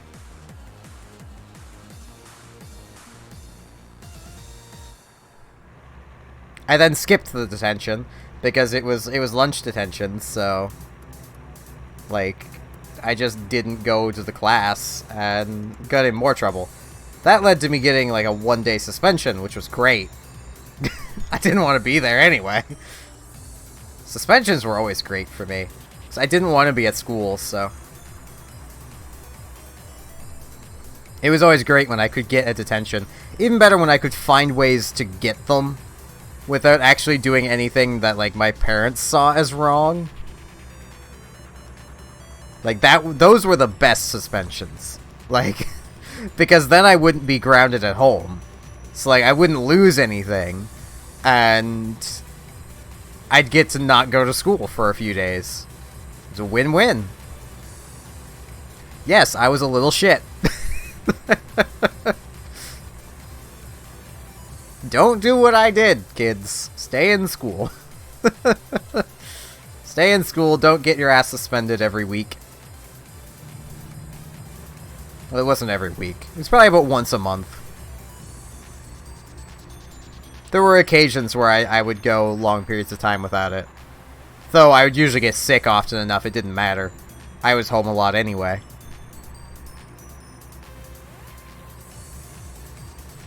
Like, I think I've mentioned before, like, every week I would feel sick at school. I would get at least lightly sick every single week. And then through the weekend, I would feel better. And then I'd go back to school, and then it would just start all over again. Like, I didn't realize how much I got sick at school until I started skipping class every day. And the more classes I skipped, the less sick I got. Like, it was bad.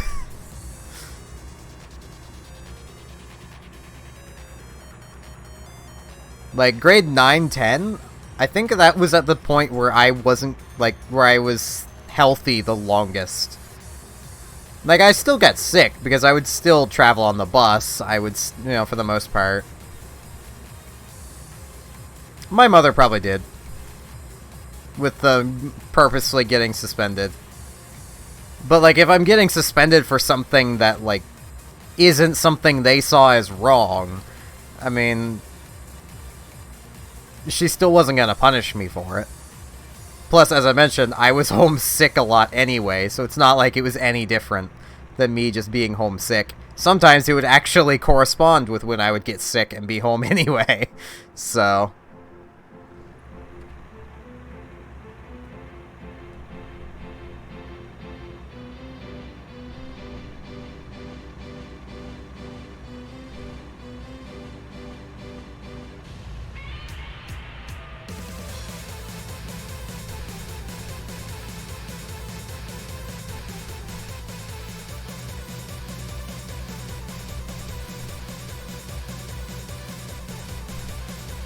gotta love Godzilla music.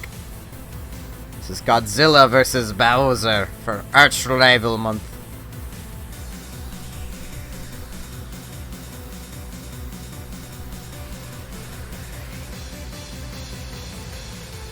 This one's a little loud.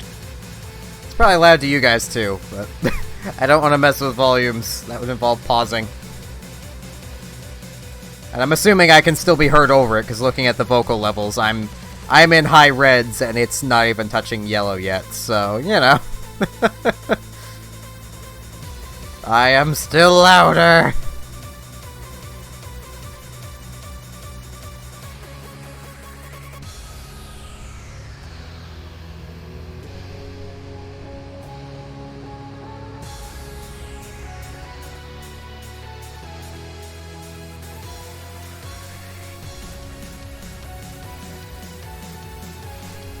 I mean, like, an example of, like, the stuff I would get myself suspended for.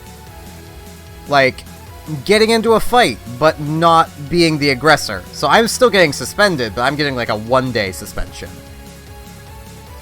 And if I didn't strike back, you know, it's still a 1-day suspension, but I've not done anything. I just said something that pissed the other person off. My mother can't say anything. She used to do that herself. Like...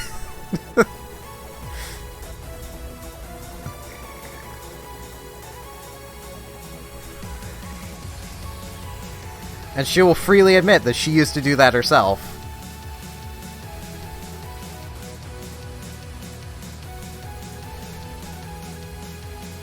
Only she'll also admit that she also used to be the aggressor at times. Only usually it would be in gym class. The class that I absolutely hated.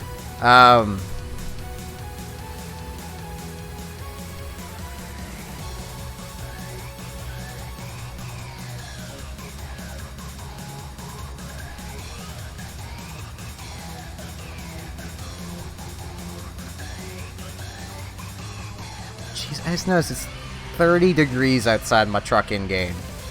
That is frickin' hot. How do you Americans live? Ever? Jeez.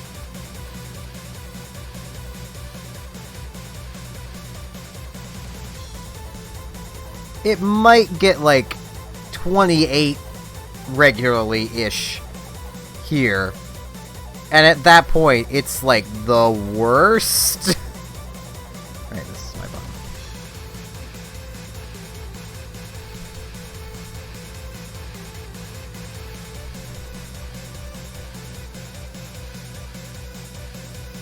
Thing is, in general, people at public school are, you know, they don't usually say anything that like, would usually result in a response that would piss them off. I just had the advantage of I was a target for bullies, so it usually wasn't hard to goad them into it, like, taking a punch at me or something. Like, it wasn't that hard to do, like, honestly, I could just speak towards one and they would, just, you know...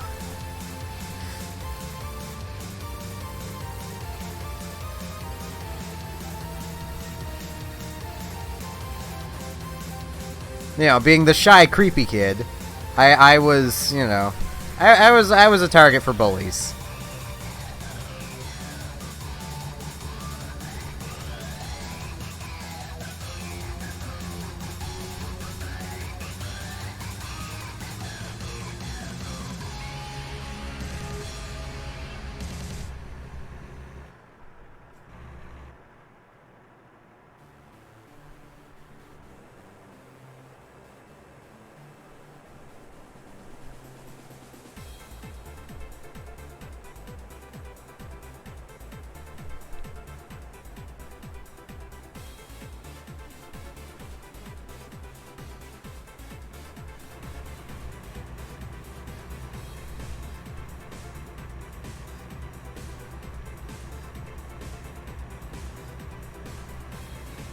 Which is also something I've had to explain to Robotic a few times. Like, at least the school I went to, it was only really the guys that ever got bullied. Like, because that's something like Robotics mentioned, if she's like, oh, well, I'd probably get bullied a lot at school. It's like, no, she'd probably be pretty fine.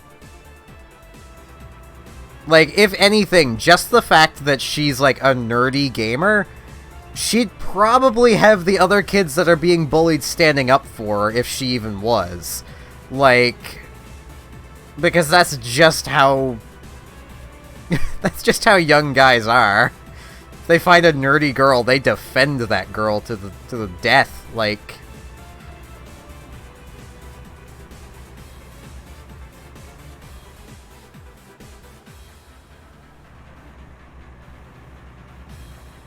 Yeah, there'd be, like, a few times when the girls would, like, obviously fight. But usually it would be two friends having a very bad, like, friend breakup, basically. And then they would just never speak again. Guys, on the other hand, a bully would pick their target and then never stop. Like...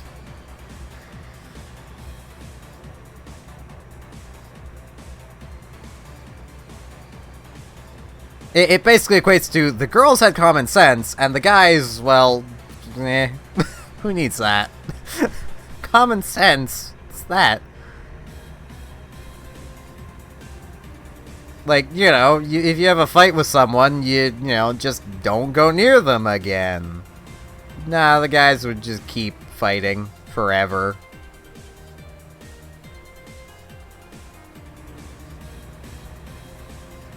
I honestly wouldn't be surprised if a few of the people that would try to bully me would still try to do shit to this day. Like... like, there were also a few instances of, like, the girl being the bully, but they were incredibly rare.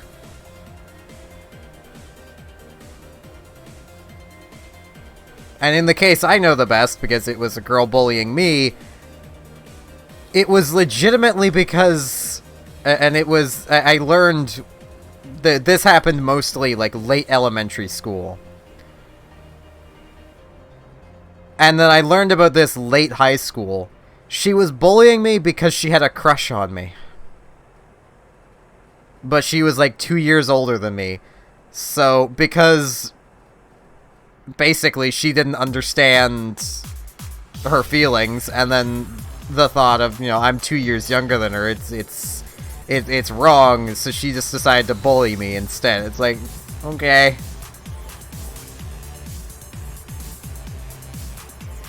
That makes logical sense to somebody, I guess.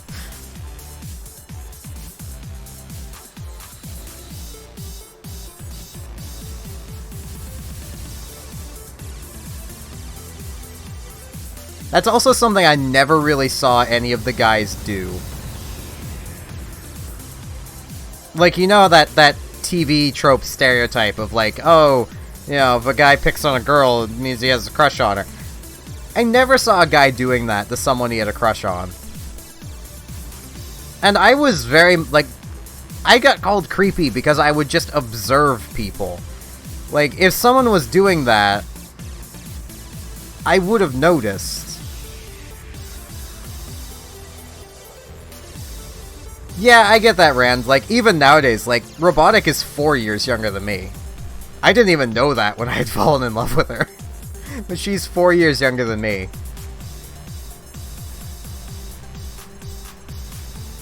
I think it's mostly just the whole stereotype of older woman dating younger guy. Like, it's such a harsh stereotype.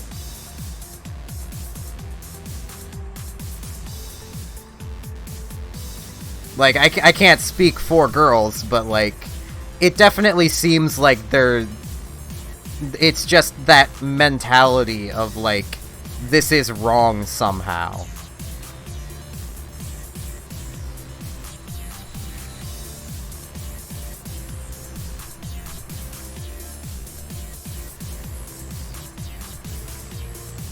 I couldn't explain it. I've just observed it happening. Like...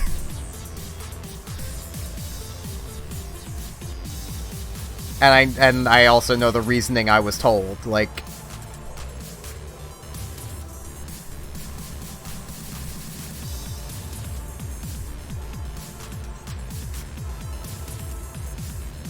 I mean, the way I've always seen it is as long as both the people are 18 or older, there's nothing wrong with anything.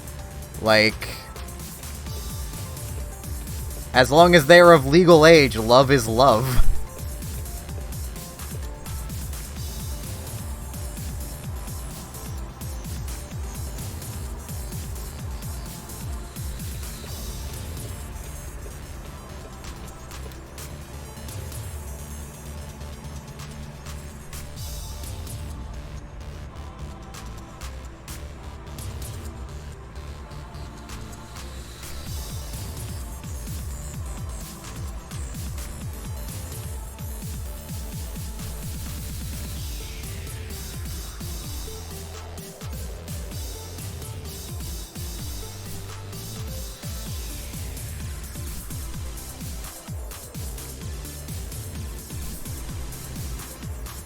I don't even see anything wrong with the 20, 30 years apart, as long as it's actually, you know, genuinely in love and not just dating the older person because inheritance money, you know.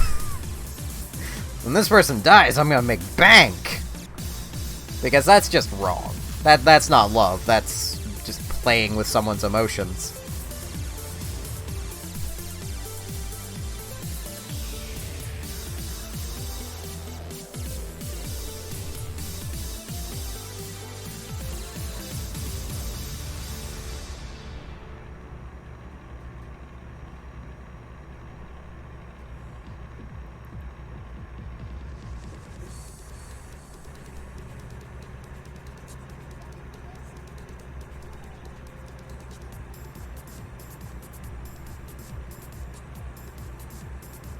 Truck is really struggling with this hill. Yeah, I mean, I've already said as long as legal age.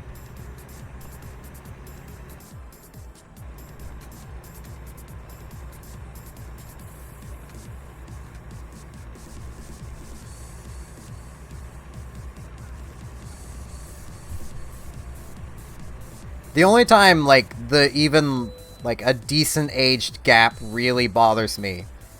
And it is... Okay, I can bypass. And it is something that Canada deals with that a lot of other places probably don't. And it's... With... Legal age in Canada starts at 13. But... Basically, only someone that's 17 could legally screw someone that's 13. But I find that weird for a 17-year-old to be dating a 13-year-old. But that's because of the ages. There's a lot of development that happens at those ages. I honestly don't know why Canada has it at 13, other than they know people are horny anyway.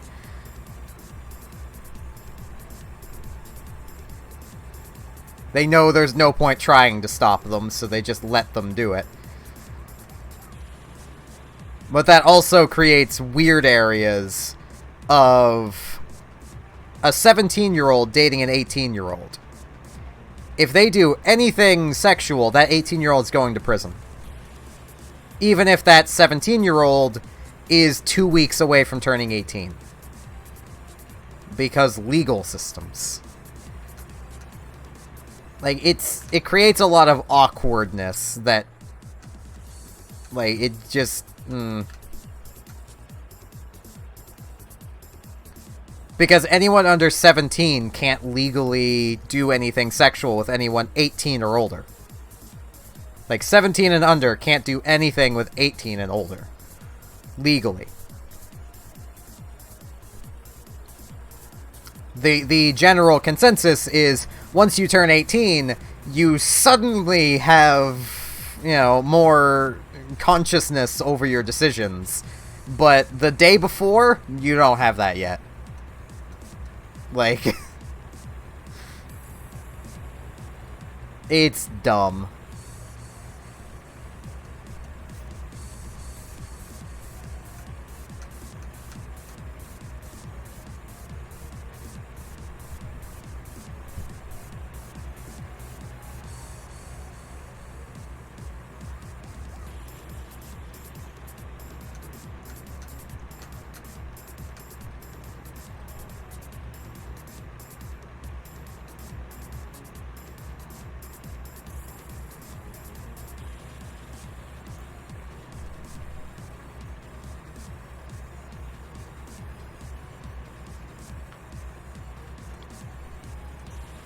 Like, that whole...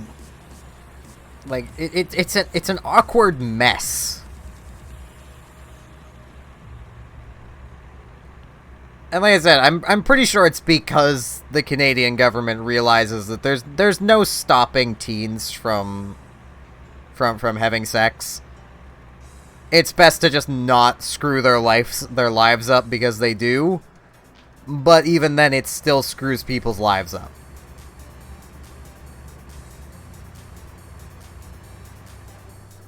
And that whole, like, 17, 18 thing, like, 17-year-old, 18-year-old thing, like, that even, like, impacts the US because, well, people going through school, they start dating when they're 16, 17. Then one graduates, turning 18, the time the other one turns 17. And the 18-year-old goes to prison because they decided to, you know, do something intimate with their partner, who just happened to be 17.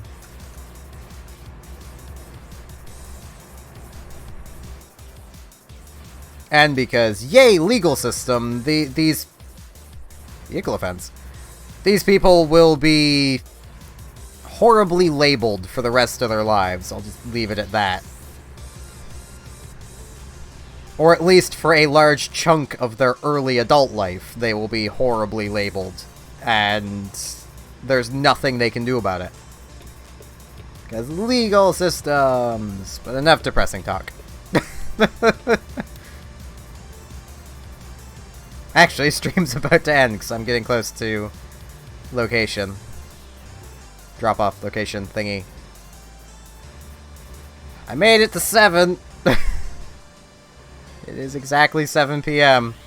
I am falling asleep.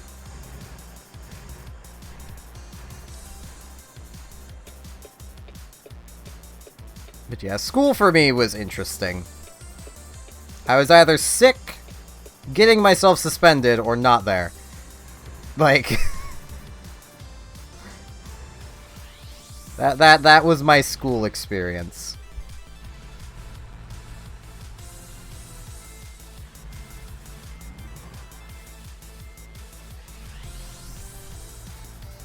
Come on, truck.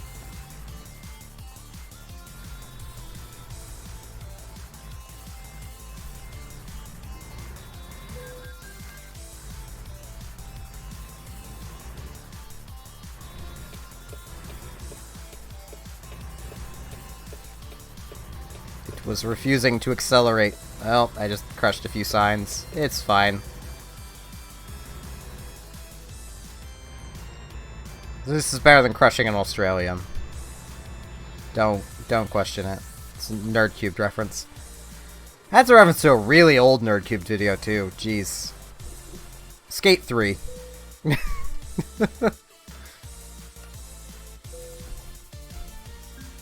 How much money do I lose? None! I guess they don't care that I banged up their trailer. It was just cosmetic damage, I guess. More fuel efficiency.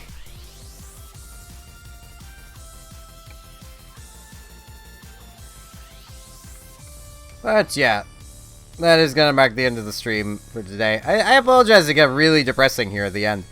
It's just what happens when I get tired. I either go loopy or I just start talking about depressing stuff. It's how I work. No, I do not know how Robotic puts up with it. Well, I know how. She would have been demanding I go to bed for like the last hour. She probably would have at some point through here just hung up to force me to go to bed. So, it doesn't always work. Sometimes I am persistent, and I just keep texting at her. But yeah, I will be streaming again tomorrow, Animal Crossing at some point. I forget what today is. Today, Friday, or Thursday? Thursday, okay. So yeah, it'll probably be an early day, I guess, maybe. I don't know. It'll depend on when I wake up, when I feel like streaming. The Animal Crossing stream will be here on YouTube, so I hope to catch you guys here on YouTube for that. For anyone that's new here that wishes to join it, there is a Discord, should you wish to join it. It's linked in the description down below. There's a link to a Twitch channel. I also stream on Twitch occasionally. I tend to do it alternating-ish with with YouTube here. It's like tomorrow morning will be YouTube, tomorrow night will be Twitch. I'll probably actually do a truck stream on Twitch and let you guys suggest music. Which will be a little awkward, but I'll see if I can find some way to do it. I might just set this to like borderless window. Take camera control from the mouse so I can just do it while playing. That would work. If I can find one. Like, if you know of one, Rand, DM it to me on Discord. Because a bot would make things a lot easier. But I don't know any. The music stopped. But I can just keep up with chat. Like, it shouldn't be too hard. There doesn't tend to be that many people watching, so it shouldn't be too hard to keep up with it. And you guys would know roughly when your songs end, so... yeah. With all that said, though, I thank everyone very much for watching, and hopefully I shall see you tomorrow for streaming action. See you all then.